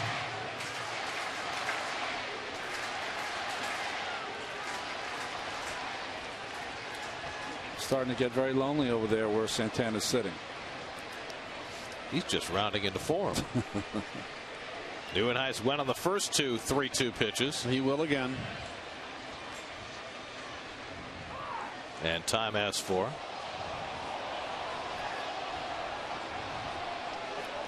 If you can, you don't want to release that pitch if you're a pitcher. If you can. Sometimes you can't, because you don't want to tip your hand what you were throwing. Can you hurt yourself by not releasing it? If you're going to hurt yourself, let it go. But it's an equal mind game with the hitter too. Yeah, though. Take it from me. Is he going to throw it again? 8th pitch of the at bat. Neuenhuis runs, and it's outside for ball 4, and the Mets have 2 men on. So a terrific turn at bat for Wright. Second walk given up by Wainwright. 2 men on for Lucas Duda. We'll check in with Kevin. Duda swung at the first pitch at the sac fly before, swung at the first pitch against Lee the other night, hit a home run off him. Little different. He's never really done that. I talked to Dave Hudgens about it. He said, you know, I've always kind of reminded him the goal is to get a good ball to hit, first pitch or not. And, you know, for him, I think the other night against Lee, it helped that he saw him a couple times, took a couple of fastballs inside first, that couple of at bats, and then jumped on that one for the home run. Some guys can't swing at a first pitch. Remember, Scott Hatteberg in Oakland could never do it, but I like it. I like him being aggressive on that first one. See if he does it here. Made him the subject of a movie. Yeah, right. Curveball is down for Wainwright for ball 1. Duda's sac fly drove in the Mets' first run tonight. His 27th run batted in. Daniel Murphy, who drove in the second run, is on deck.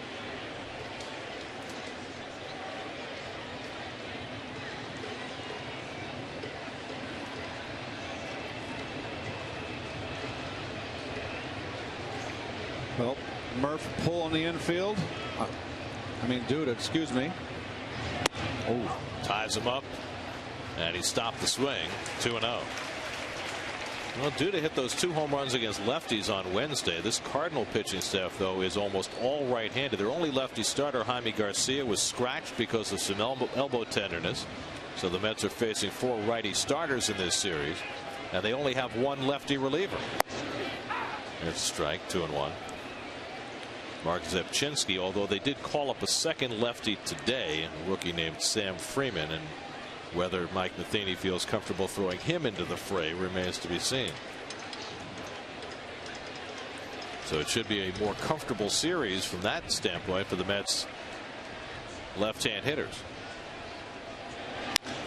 High fly ball, deep right field. Back goes Craig to the warning track at the wall. It's out of here. Lucas Duda with a 3-run homer. His 3rd home run in the last 2 games.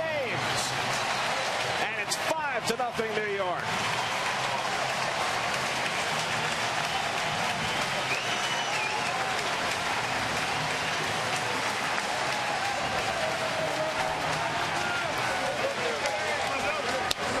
They come in waves.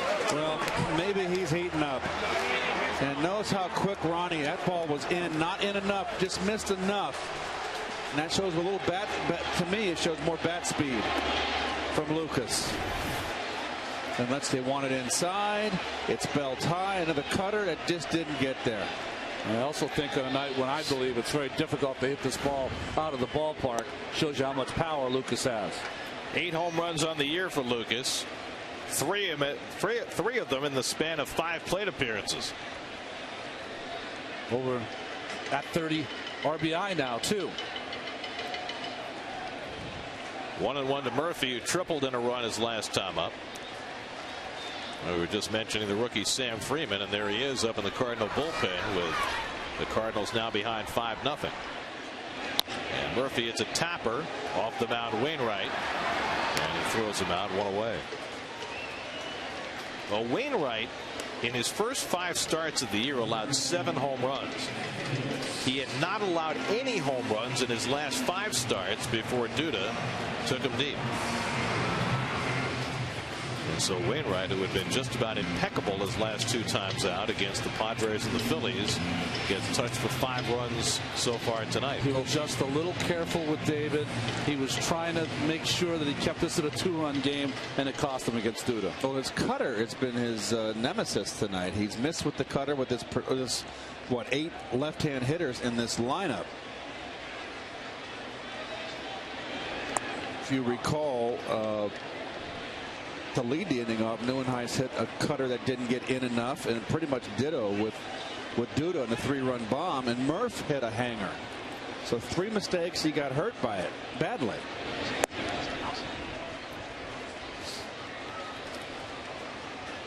Well, when the Mets throw this lineup on the field against a right-hand pitcher, it's going to provide anybody with difficulties, even a guy the quality of a Wainwright. Was the high fastball, and it's 2-1 to Davis. Ike has walked and grounded out 0 for 1.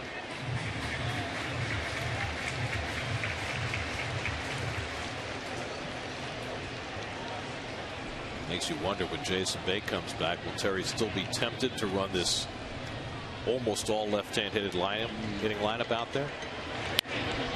Jason Bay, when he comes back, he will be in the lineup all the time. Well, then there's some major decisions. Who's going to be sent down? Who's going to be lopped off the roster? Well, you have 40-man roster issues too. Chris Young is not on the 40-man roster. Pedro Beato, who could be here by the end of the weekend, is not on the 40-man roster. So there are a lot of issues for the front office to consider. Curveball struck him out. 6 strikeouts for Wainwright. 2 out in the inning. Well, out in front again, stepping in the bucket more than I've noticed in a while. Ike, I know he's always stepped in the bucket, but that's something he may need to address.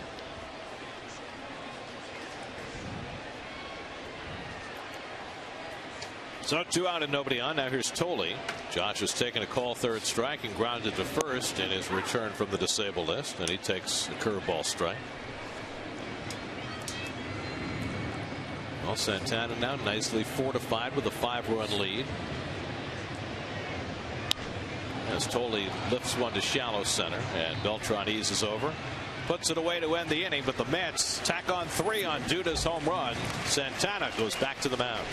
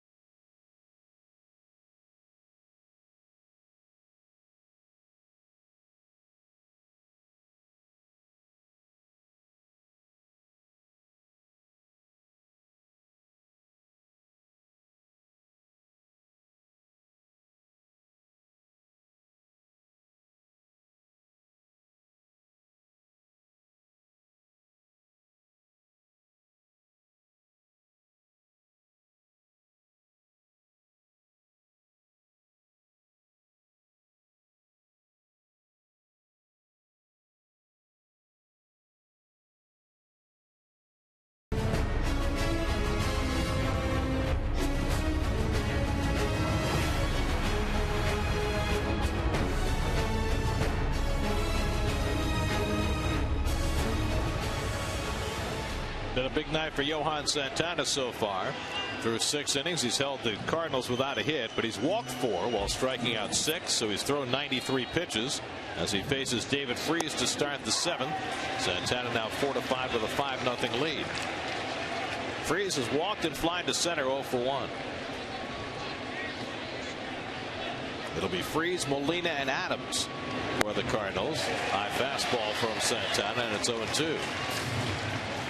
Freese just doesn't look like the same hitter he was early this season when he got off to a tremendous start. Injuries to your hands, huh, Keith? Hands and wrists. Looks like he's off balance almost. Keith, I mean, Ronnie, if you are in this situation, if you're Santana, how do you approach these at bats? You know that if you want this thing to go on, you've got to get quick outs. He's not thinking that way. I know that he knows that he hasn't given up a hit yet. Will pop up on the right side. Should be easy for Ike Davis. 1 out. But he has consistently showed every single start he's made for these Mets, he's all about the W. So that's what he is protecting. He is taking each batter, trying to get them out. And Terry Collins, I don't envy him right now talking to Dan Worthen. It's the only time you have a 5-0 lead, and neither manager or coach has a smile on their face. I mean, right now at 97 pitches through 6 1/3, given the constraints that have been put on Johan, you'd have to think there's just no chance he can finish this game. You know, if I'm a manager, I may have to get on the phone in the dugout and call Sandy Alderson and say, "What do you want to do here? Protect me now." Sandy, I need some help here. Back up. Molina 0 for 1 and a walk, and he fouls it off 1-1. The one thing about Terry, as we've seen since he's been here, not afraid to make the really tough decision to protect his players. And well, this inning is not the issue for Santana. It's what would follow in the 8th and 9th. 100th pitch on the way, and Molina takes low and in 2-1. 6 1/3 innings, the farthest any Met has taken a no-hitter since R.A. Dickey against the Phillies last September. 4th time in his career he's gone this far. And that changeup is down 3-1.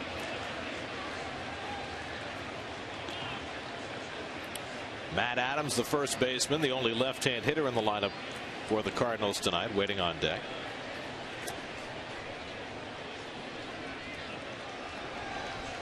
(3-1) coming to Molina, and a fly ball deep left field. Back goes Baxter onto the track. He makes the catch. What a play!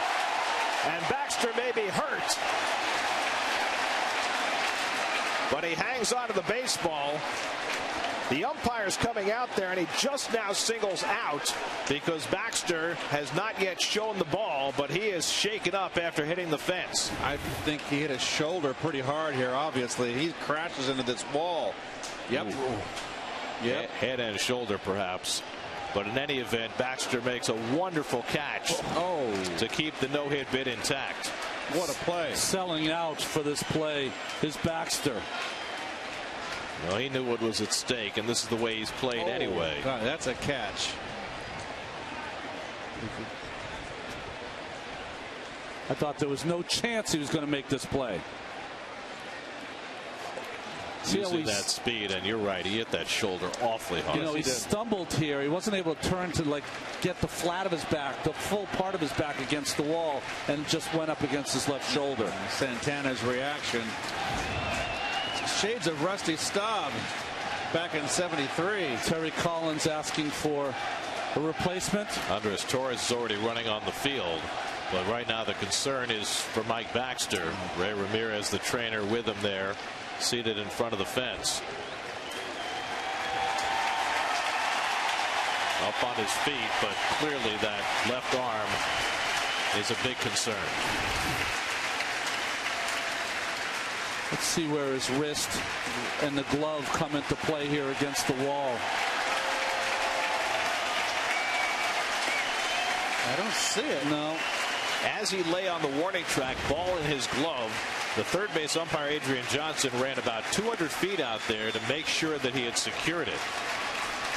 But you certainly have to be concerned about Mike Baxter and what kind of injury he may have sustained here in making a wonderful play to preserve Johan Santana's no-hit bid through 6 2/3.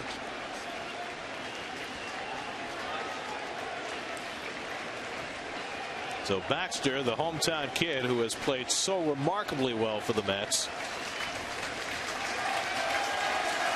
and getting a big ovation.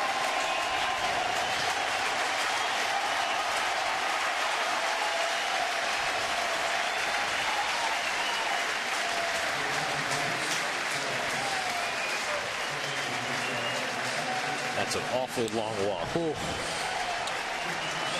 What will they say? We'll just very nicely done by Met fans there.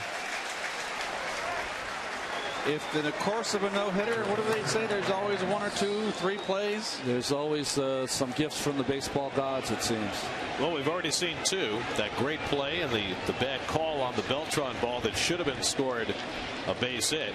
Torres comes in to play center. Neuenhuis moves to left. And now Matt Adams takes inside for ball 1. So now what if Santana having to wait these few minutes during the delay? Adams has struck out and walked tonight. And he takes it low 2-0. I will say that everyone on that field and in the dugout is a little shaken up now, including the pitcher.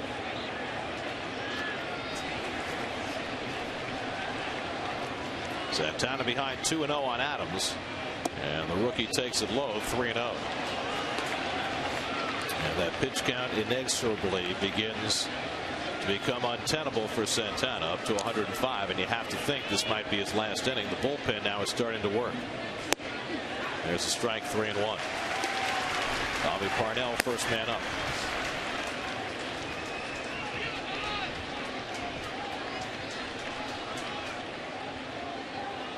Now the 3-1, and Adams hits a tapper down to first. Davis makes the play. Santana has a no-hit bid intact through 7. Now the question is, will he be able to continue beyond this? Mike Baxter helps Santana get through the 7th with a tremendous play at the cost of his shoulder. 5-0 New York.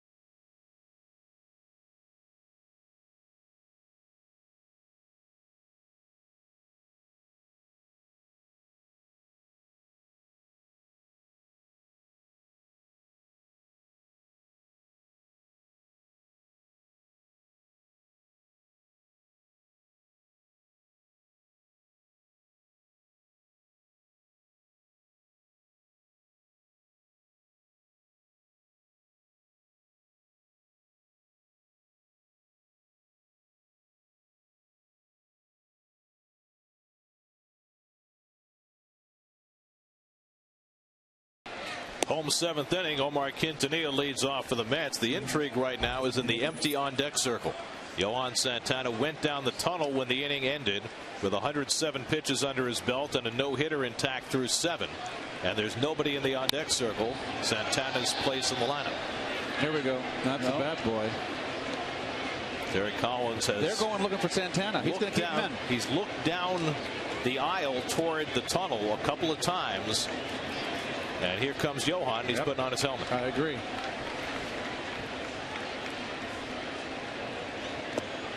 Though Bobby Parnell was up in the bullpen, he is now sat down. Santana's got his helmet on. So at 107 pitches, with 7 no-hit innings under his belt, Santana's going to get a shot for at least one more. And you just heard the reaction to his entry to the on-deck circle. How many games, Gary? Tonight is number 8,020.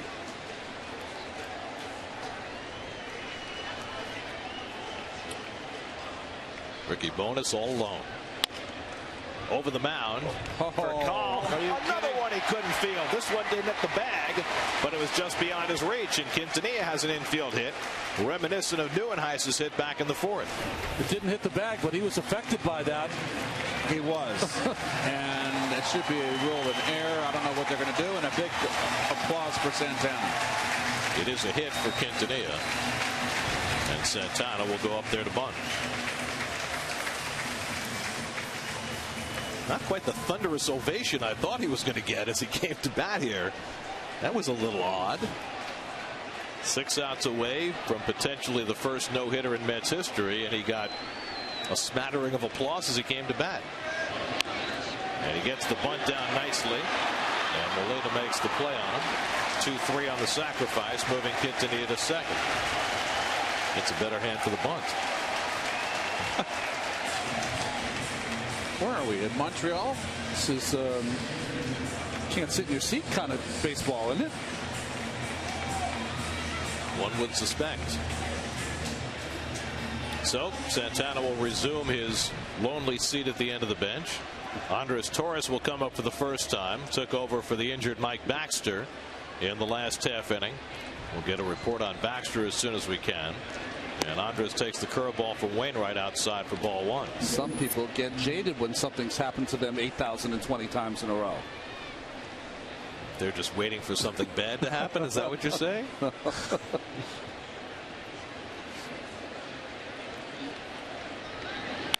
Torres rips one down the right field line, but foul.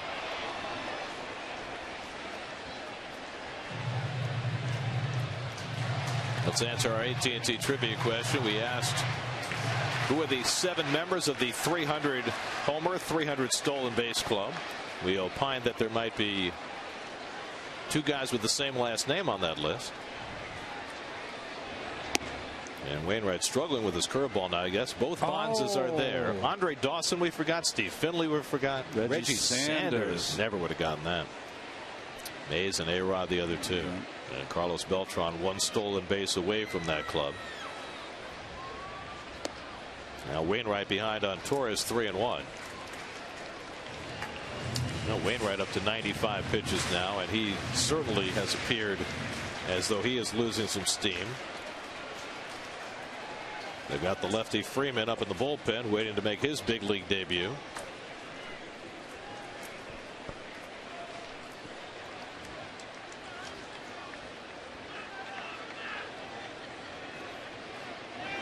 And Torres takes it wide for ball 4. So the Mets have 2 men on. And here comes Mike Matheny out of the Cardinal dugout with the left-hand hitter Neuenhuis coming up. Sunday it's a one-on-one with Tim Burdock. Find out about the phone call that changed his life forever. Plus see all the highlights from the long-awaited return of Banner Day on Mets Weekly, presented by W.B. Mason. Sunday at 6, only on SNY. Pitching change for the Cardinals. Sam Freeman in to make his big league debut. Wainwright exits. Call to the bullpen brought to you by Verizon. 5-0 Mets. We'll be right back.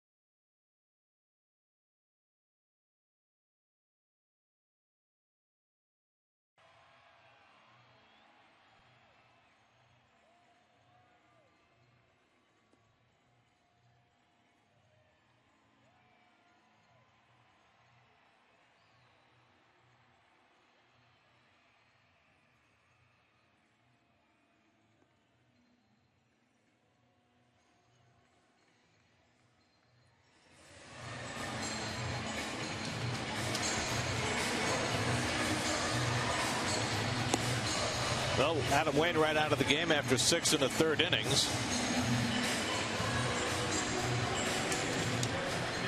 And the 24-year-old left-hander Sam Freeman out of the University of Kansas will make his major league debut. 32nd round pick from that University of Kansas. The left-hander has averaged just about a strikeout per inning in his minor league career.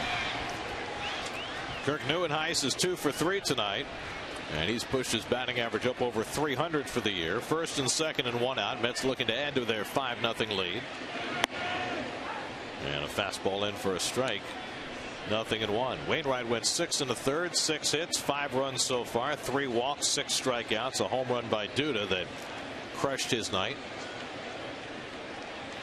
Quintanilla and Torres aboard, and Neuenhuis takes that fastball wide, 1-1. Sam Freeman began the year in Double-A, made 6 appearances at Triple-A Memphis before being called up to give the Cardinals a second lefty in their bullpen. They had a second lefty earlier this year, J.C. Romero, but they let him go. He was just ineffective. Cardinals have been making lots of changes in their bullpen. Got close games for them last year. Fernando Salas is in the minor leagues now. Remember, Lance Lynn moved into the rotation. He was a big part of that bullpen late in the postseason. Neuenhuis late on the fastball, 2-2. Well, the Cardinals in May had a bullpen ERA of 5.44, which is right about where the Mets bullpen has been for the full season. Another new member of the Cardinal bullpen, Michael Plato, is up in the Cardinal pen. And now it's 3-2 to Neuenhuis with David Wright on deck. No, Freeman hasn't gotten his breaking ball over yet. Bobby Parnell continues to hang out near the bullpen mound. He was throwing in the last inning behind Santana. Johan has batted in this inning. There's ball 4, and the bases are loaded for Wright. So Sam Freeman walks the first man he faces in the major leagues. Celebrate Mets great and saves leader John Franco when he's inducted into the Mets Hall of Fame at Citi Field this Sunday night at 7:30 with a special on-field pregame ceremony. Then it's the Mets Cardinals in the series finale at 8:05. Get your tickets at Mets.com. So a bases loaded opportunity for David Wright. David tonight has doubled and walked. He's scored 2 runs. He's now just 2 runs behind Jose Reyes for the all-time Met career record. Already this year, David has moved into second place on the Mets hits list. Have to be careful if you're Neuenhuis at first. Molina loves to throw the ball around the infield, trying to catch you napping. And now Freeman behind on Wright, 2-0. Telling all those fielders 2-0 duck. Mets have hit 1 grand slam this year. It came from an unlikely candidate, Mike Nickias. And David takes his grand slam rip and misses 2-1. Boy, big rip. I think David was going for a granny here. Big uppercut, going for the bomb. He has 4 grand slams in his career. The last one came 6 years ago. And now he's got a 3-1 advantage.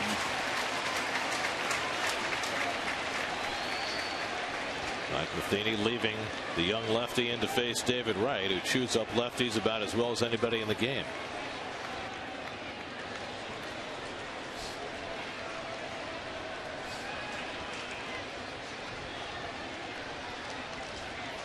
Now on 3-1, it's low, ball 4, and that forces in a run. Quintanilla comes in to score. David Wright with his 31st run batted in. 6-0 New York. 3 straight walks issued by Cardinal pitching, including the first 2 that Freeman's faced in the majors. An inauspicious start. Well, Duda, fresh off a 3-run homer his last at bat, and fresh off 2 home runs against lefties on Wednesday, will bat here against the lefty with the bases loaded. Duda with a 4 RBI night, matching his career high. And he takes that breaking ball for a strike. Duda with 3 home runs in his last 5 plate appearances. This young man's got a good arm. Just that heart's pumping. Yep. Here you are, big league debut in New York. The other guy's pitching a no-hitter. It's not easy, is it? That's the other guy. Bases loaded. Here's the pitch to Guerin right here. 2 sliders in a row. Look for some cheese out over the plate. Hey, Ronnie, if you're in Santana's spot, does it bother you that this inning might last a while? You know, I've only been in the taken through the 7th inning maybe 3 or 4 times in my career, and it wasn't until after I left New York. And I would say yes. I mean, you're itching to get back out there. You know, you feel like you have enough runs right now, but you know, the hitters are taught to add on. 2-2 now to Duda. So Freeman finally able to throw a couple of breaking balls for strikes in this at bat. He's taken a lot off of it. He was overthrowing early. I think the bigger problem, Gary, is for huge inning Santana to be sitting so long. I think that's a bigger question. Stiffening up. Yeah. Now the 2-2, and Duda fouls back the fastball. Well, there your Met home run leaders, brought to you by Time Warner Cable. Duda with his home run today now has 8, 2 more than Scott Hairston.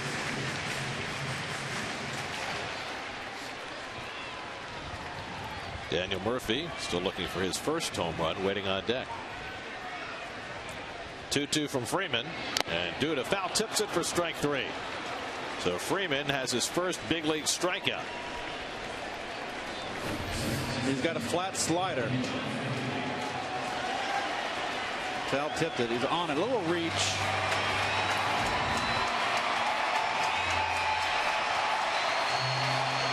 So now with the bases loaded and 2 out, here's Daniel Murphy, who tripled in a run back in the 4th, his first triple of the season. He's also grounded out twice, 1 for 3.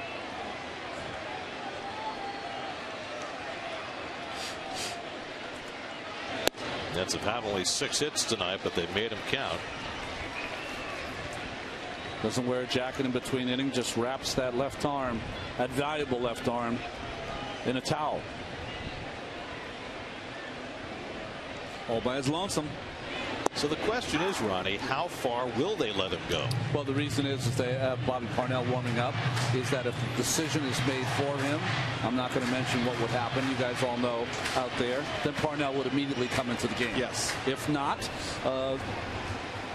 hardest decision in baseball. Toward the whole base hit from Murphy. Torres is in. Neuenhuis heading home. Here comes the throw by Holiday to the plate. It skips to the backstop. 2-run score on the base hit by Murphy, and it's 8-0 New York.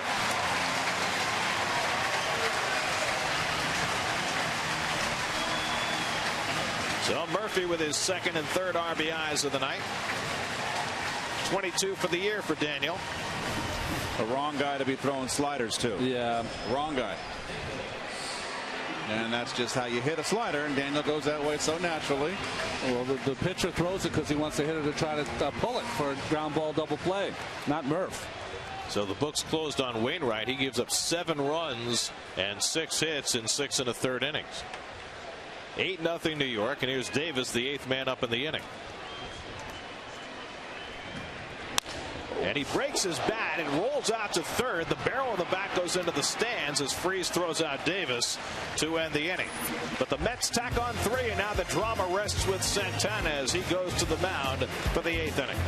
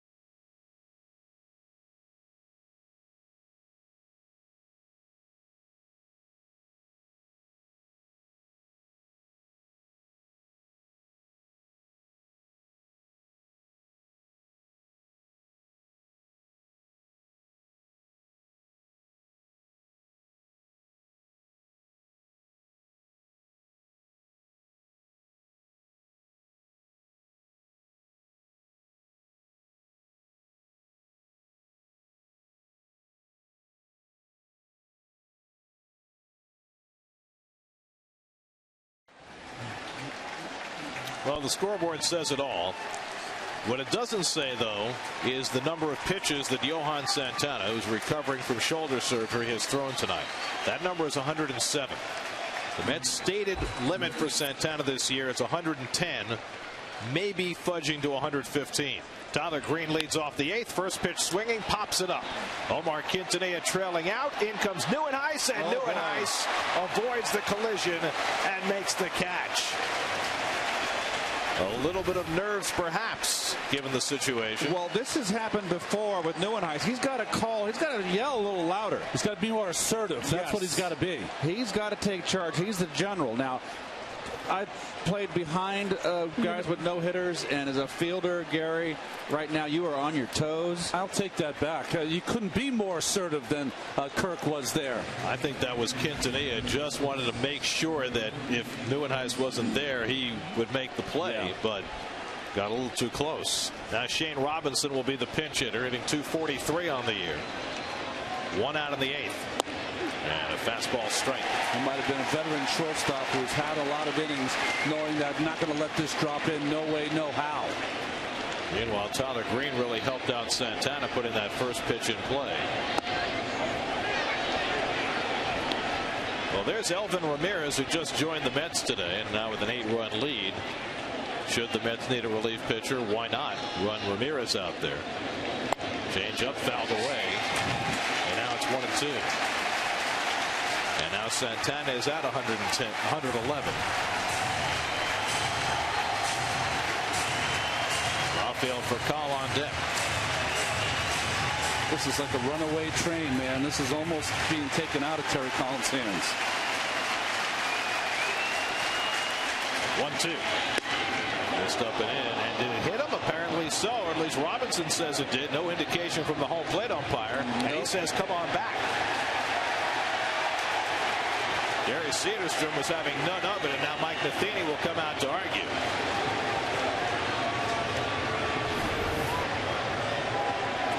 Right on that dish, Keith. Yes. It got him. It hit him on the hand.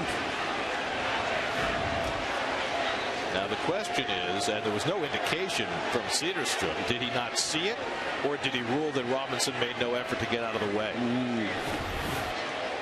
You cannot say that he didn't try to get out of the way, because it's just, it got him. Just off that knuckle on the end of his hand. The Coors Light freeze count. Well, that's the second call that's gone in favor of the Mets tonight. Has it gone in favor of the Mets? Robinson gets another chance to hit. Well, we'll see. 2-2 coming. Strike 3 call.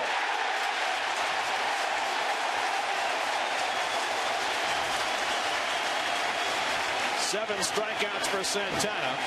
2 out of the 8th. How much pressure is on that guy?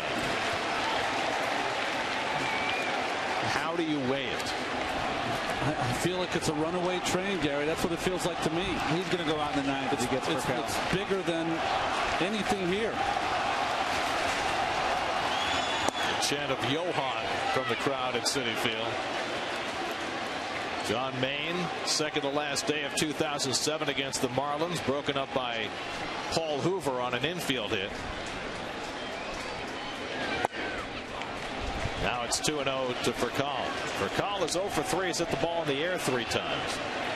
How many deep breaths are you taking in between pitches here, Keith, if you're on the field? Carlos Beltran would be next. Santana's retired the last 11. And now it's 3-0. He's walked 4 tonight, struck out 7. I guarantee you every fielder out there is on his toes, on point.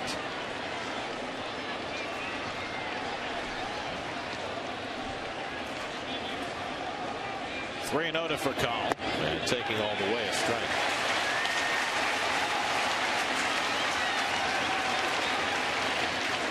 Tough call for Santana. Do you pitch to the situation? Yep. Do you pitch to the game? Agreed. There's ball 4, and the Cardinals have a 2-out base runner, the 5th walk given up by Santana. And now Carlos Beltran, who by all odds should have had a hit his last time up, will be coming up, and Terry Collins heads out to the mound, and he's out there to take Johan's temperature.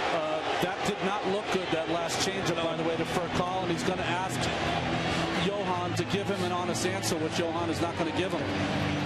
It's not going to happen. He's not coming out.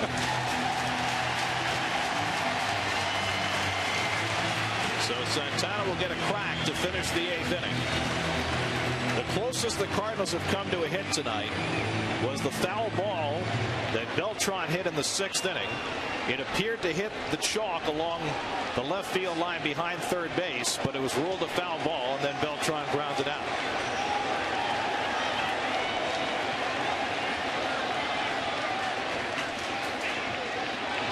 And Carlos takes a strike.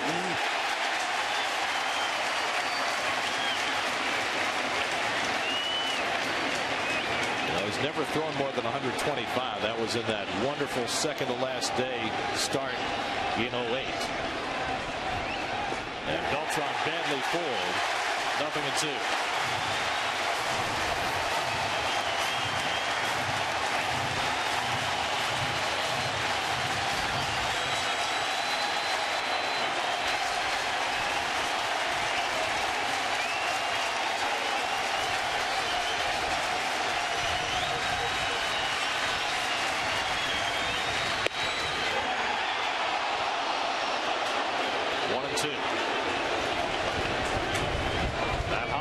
Be next. That's breaking the bank with Santana tonight.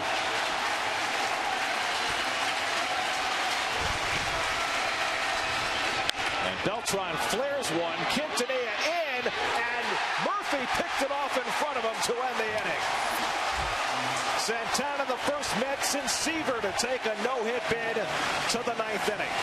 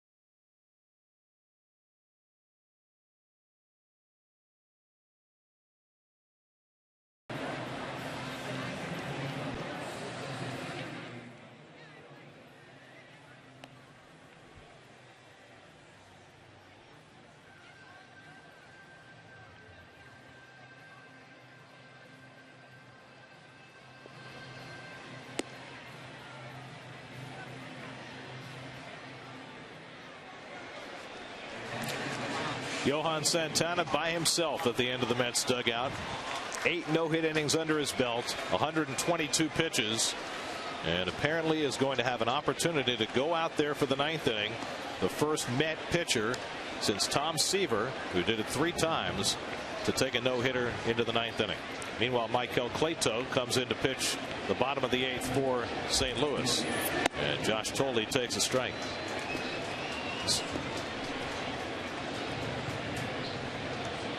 Tolley's 0 for 3 tonight in his return to action. What a way to come off the disabled list. Forget about the hitting. You're right. He's caught 8 no-hit innings. What must be going through Toley's mind? I've never ever wanted to see 1, 2, 3 for the Mets when they're on offense, but this might be the first time. Plato pitched in 3 games for the Cardinals last year, has that one fouled off, and it's 1-2. You've got the rest of the team, and then in a separate section of the dugout, Senor Santana. He's never allowed fewer than 3 hits in a complete game in his career.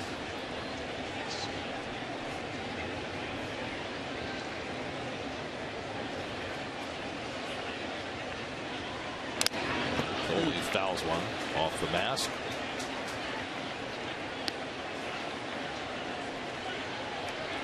Well, today is the 8,020th game in Mets history. They've had 35 one-hitters. They've had a lot of pitchers throw them before or after, and they've had 3 instances where a pitcher's taken a no-hit bid into the 9th, all by one man, Tom Seaver, before tonight. Toley goes down on strikes. And the toss by Molina for the first out. Well, there have been a couple of instances tonight where the Cardinals might have had a hit. This was the first one in the 6th inning. Carlos Beltran, it's a seed down the line. Adrian Johnson calls it a foul ball, but replay clearly shows the ball hit the line and should have been ruled a fair ball base hit. And then there was the catch by Mike Baxter on which he injured himself. That came in the 7th inning against Yadier Molina, crashing into the fence in left field and hanging on to the ball. Those are the closest that the Cardinals have come to a hit tonight. Quintanilla takes a strike. Omar Quintanilla has a base hit tonight. Santana out on deck to take his turn.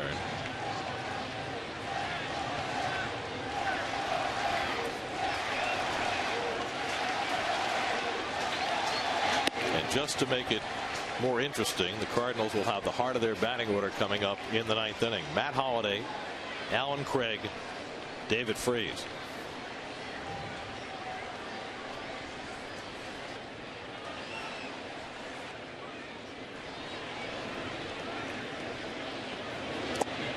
Two balls and a strike to Quintanilla.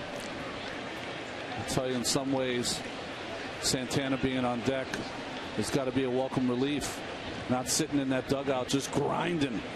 Got to think about something else than that inning, right? Taking in that bat. I agree. Getting ready. The bullpen's quiet. It'll be active though once Santana takes them out. 2-2 to Quintanilla. Now this was in the 7th inning. Yadier Molina making a bid for an extra base hit. 3-1 count, fell behind. What a play by Baxter. He looks like he came out of this game with a shoulder injury of some sort. We're not sure. But that is one of the 2 plays that we just showed you that have made the difference so far in this. You know what? We're observing. Well, you know, some would argue that the call that Adrian Johnson got wrong is an argument for more instant replay, which has been the subject of a lot of discussion. You know, just as Armando Galarraga did not get a perfect game because of an umpire's call, you know, no hitters can be formed around umpires' calls as well. And whether that's right or wrong is a subject of quite a bit of debate. Can't be held by Molina. Still 2-2 to Quintanilla.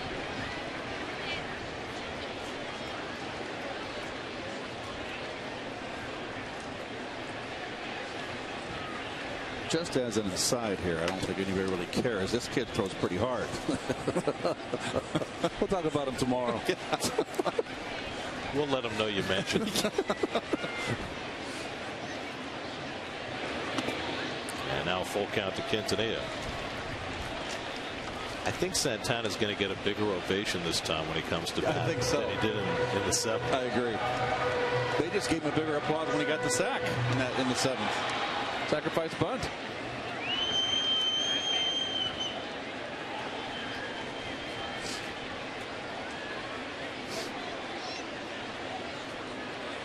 Now the 3-2, and Quintanilla pops it up. Who's going to get it? Right at the corner. Oh. And Holliday running out of room. Someone's going to get a little talking to. Well, he can field, but he knows not his place. Stool removal problem? Yep. Oh. He's not going to raise his head. A lot tougher down there than people think, I'll tell you that. Yes. Well, you run out of room in a hurry. There's no place to go. You got 3 fielders converging on you in that corner right near the stands. Well, it's a lonely place. Leave it to Al on camera 2 to put the spotlight on him.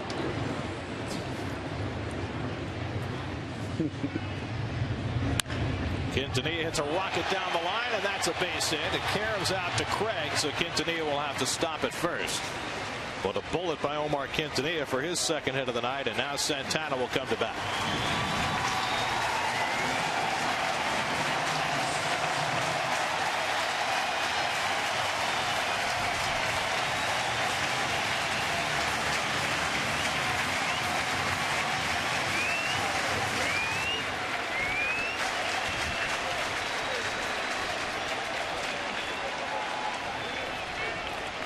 Johan 0 for 2 with a sacrifice bunt tonight.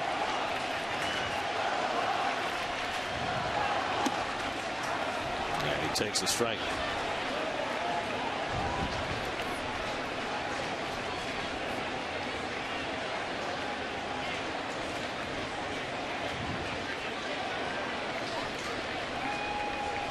Preliminary word on Mike Baxter. Left shoulder contusion, undergoing more testing now.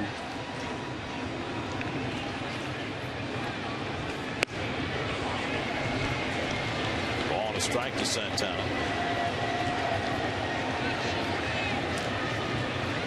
Andres Torres waiting. The Mets 8 runs, 8 hits. The Cardinals no runs, no hits.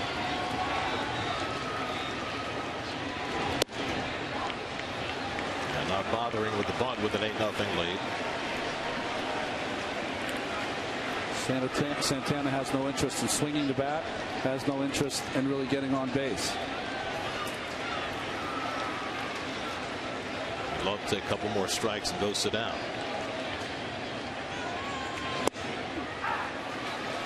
There's one.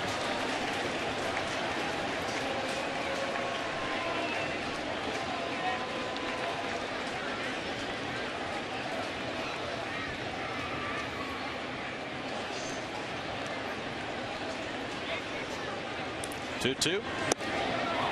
And now it's a full count to Santana. He might have to run the bases. He's found the lead up, trying to make it out.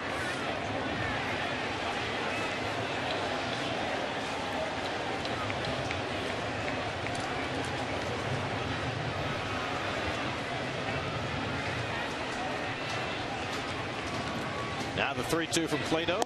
And that's right down the middle for strike 3. So Santana takes his strike it.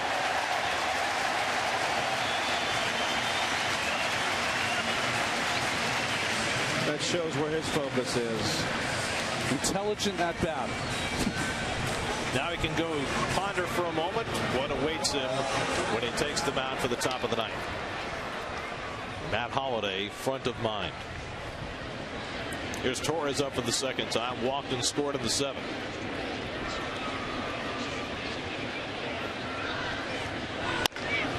Down to first, and Adams makes the play to end the inning. So the Mets are done in the bottom of the 8th. And now Santana will prepare himself for the 9th, and we will keep it right here as Johan Santana prepares to go where no Met has gone before.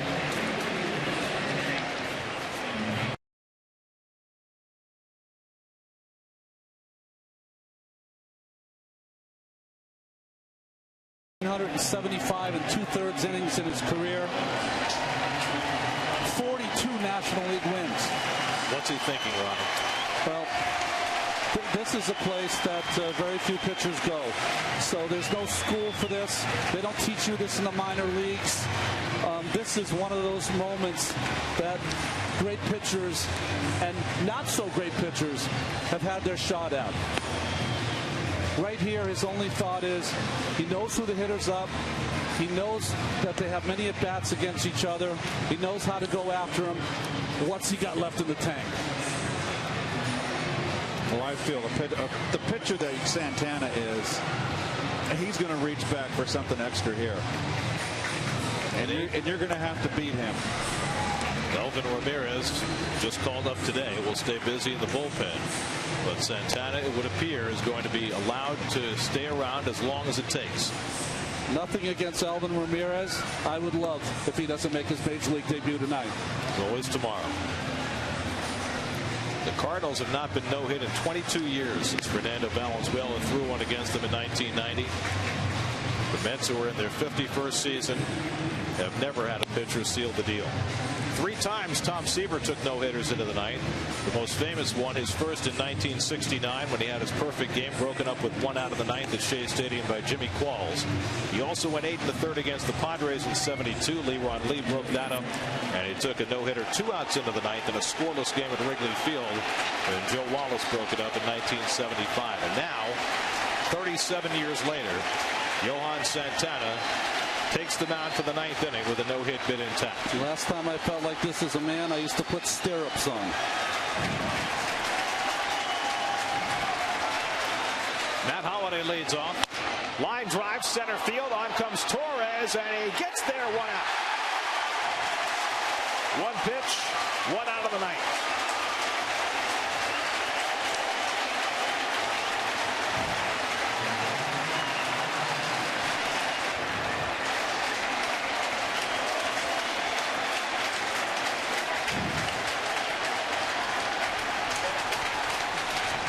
Friends here today who came, it's their first game ever. Well, this happens every day, guys.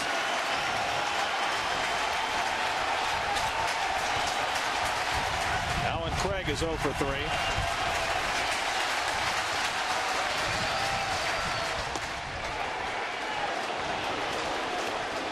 .33 years old, two-time Cy Young Award winner. But now trying to add an indelible piece to his resume.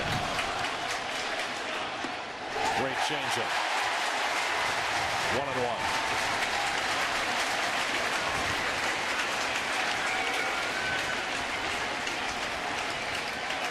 They all know the history.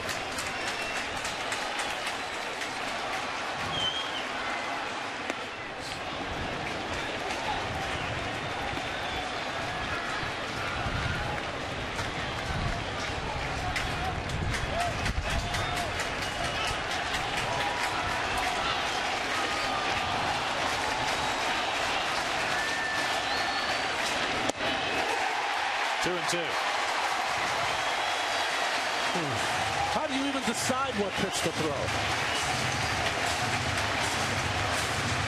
If you're in any other inning, you'd pop an inside fastball to keep him loose. Do you do it here?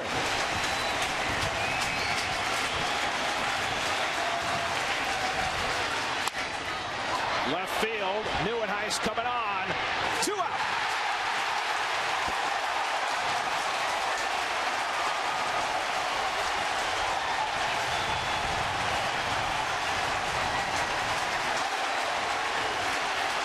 Probably asking yourself, why are the Mets players not on the top step of the dugout? That's because they're where they've been all game long. No sense moving now. David Freese, the last man in Santana's way.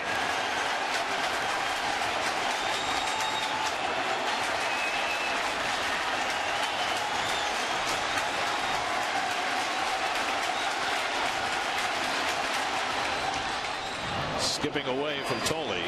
Ball 1. Almost 2 near bloopers to start this inning. He's about to throw his 130th pitch. 5 more than he's ever thrown in a major league game.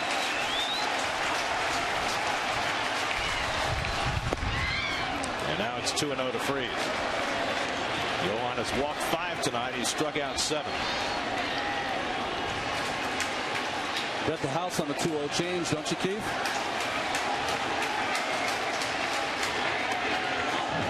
Now ball 3.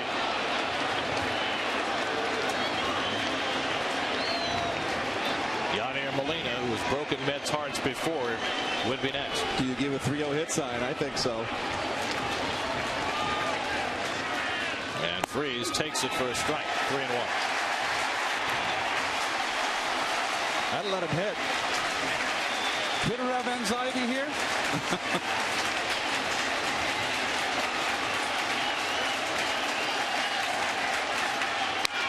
Slow ground ball, foul. That was shades of Paul Hoover right there. And now he's one strike away.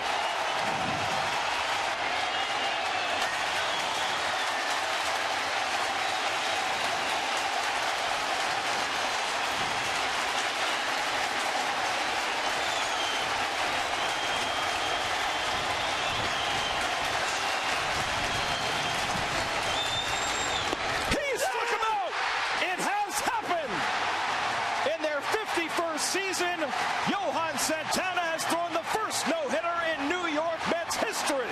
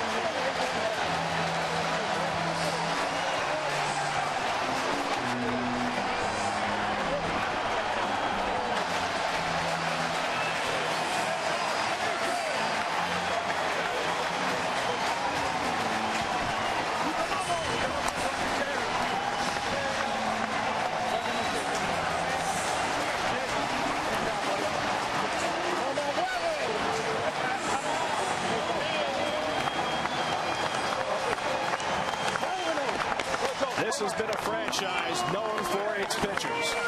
From Seaver to Kuzman to Gooden to Darling to Cone and on and on and on. But it has taken till this day, June the 1st, 2012, for the Mets to have a pitcher throw a no-hitter. His name is Johan Santana. He had major shoulder surgery. He has come back to pitch not only effectively in the majors, but to pitch a brilliant no-hit performance tonight against the St. Louis Cardinals. In his 99th start for the New York Mets, his 43rd win, his no-hit history. And let's make one point. He did it against the National League's #1 hitting team, leading in home runs, batting average, runs, the top offensive club in the National League. World champions. Bravo.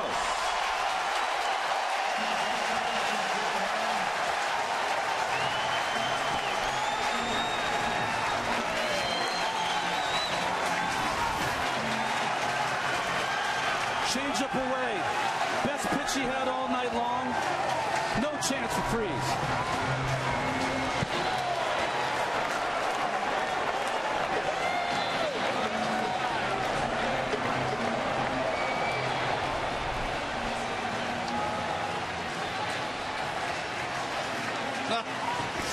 Well, Terry Collins let him go. His pitch count was supposed to stop at 110. He stretched it tonight to 134. Josh Toley, coming off the disabled list, caught him, and Santana did the rest. A great catch by Mike Baxter that cost him a shoulder injury. One missed call by an umpire that helped his cause. And Johan Santana does something that many of us who've watched Mets baseball over the last 50-plus seasons thought might never happen. The first no-hitter by a New York Met pitcher. And I asked you the question, Garrett. Did you ever think it would happen? No. But now it has.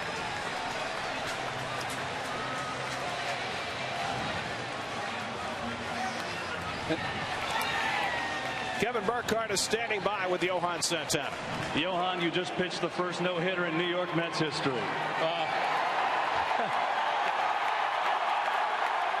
Amazing.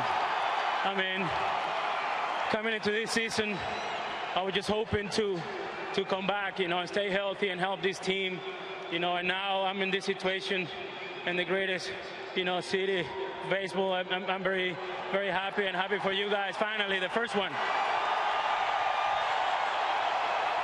I'm nervous watching the ninth inning. What is it like for you to go out there in the ninth with everyone on their feet, knowing what's at stake? I was not going to swing, that's for sure, in that inning. I was just hoping that everything worked out quick. Trying to get ahead on the count. I mean, it was a crazy night, trying to command my fastball, moving all over the place, but I was able to locate and command and, get some quick outs and get out of there. How about on that final swing and miss? What did it feel like? That's the greatest feeling ever,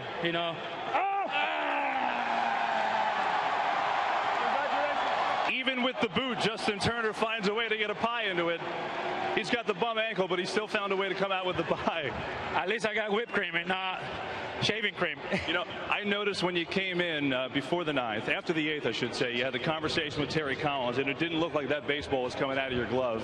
What did he say to you, and what did you say back to him there? He just asked me how I felt, and I told him I felt good. He came right next to me, and he just told me that I was his hero. And then, at that point, I told him, listen, just going to go out there, trying to do my job and trying to go as deep as I can in the game.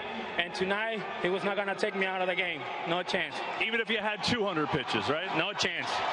Johan, just amazing tonight. For you, we have to talk about the catch by Mike Baxter. Off that shot by Yadier Molina, did you think he was going to make that catch? When Yadier hit that ball, I didn't know.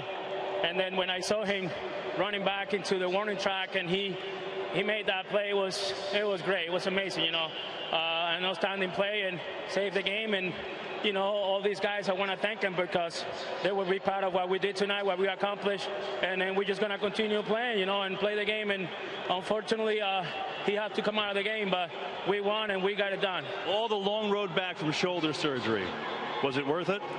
No question, I mean, I work hard every day. Last year was a tough year, but I always wanted to come back. I always wanted to take the ball and go out on the mound, and definitely to get accomplish this. It was a great thing, great feeling, and it's all for you guys. Thank you very much. Johan, congratulations. Appreciate it. Thank you, guys. Johan Santana. Wow. Guys, back to you. Well, it is a seminal night in New York Mets history. 27,069 people had the fortune to witness it live, but millions and millions of Met fans across the metropolitan area and around the world know that this night will live forever. After 50-plus seasons of Mets baseball, it has finally happened. Johan Santana, the man to do it. And when you add in the unlikely nature of his recovery from major shoulder surgery, it makes the moment even more stupendous. Well, when I'm thinking about this game, I've got goosebumps and trying to come up with the right words, but I think it's ironic to me that there's never been a no-hitter in Queens, and it was a kid from Queens that helped make it happen. Well, I tell you what, I was so taken by Johan's interview with Kevin on the field, so gracious that he said, all you fans, I know it's been a long time. This one's for you. I thought that was so gracious. Well, every Met pitcher knows the history, and everybody in the field understood exactly what Johan was trying to accomplish. And on those first two balls hit in the ninth inning, both of which looked like they might have blue pit written all over them, the way Torres and Nieuwenhuis approached those balls, they knew what was at stake. They knew that not only was a no-hitter at stake, but the history of this franchise being what it was, that this was going to be a moment that Met fans would remember forever. And so it was. Johan Santana, the first no-hitter in Mets history. What a night.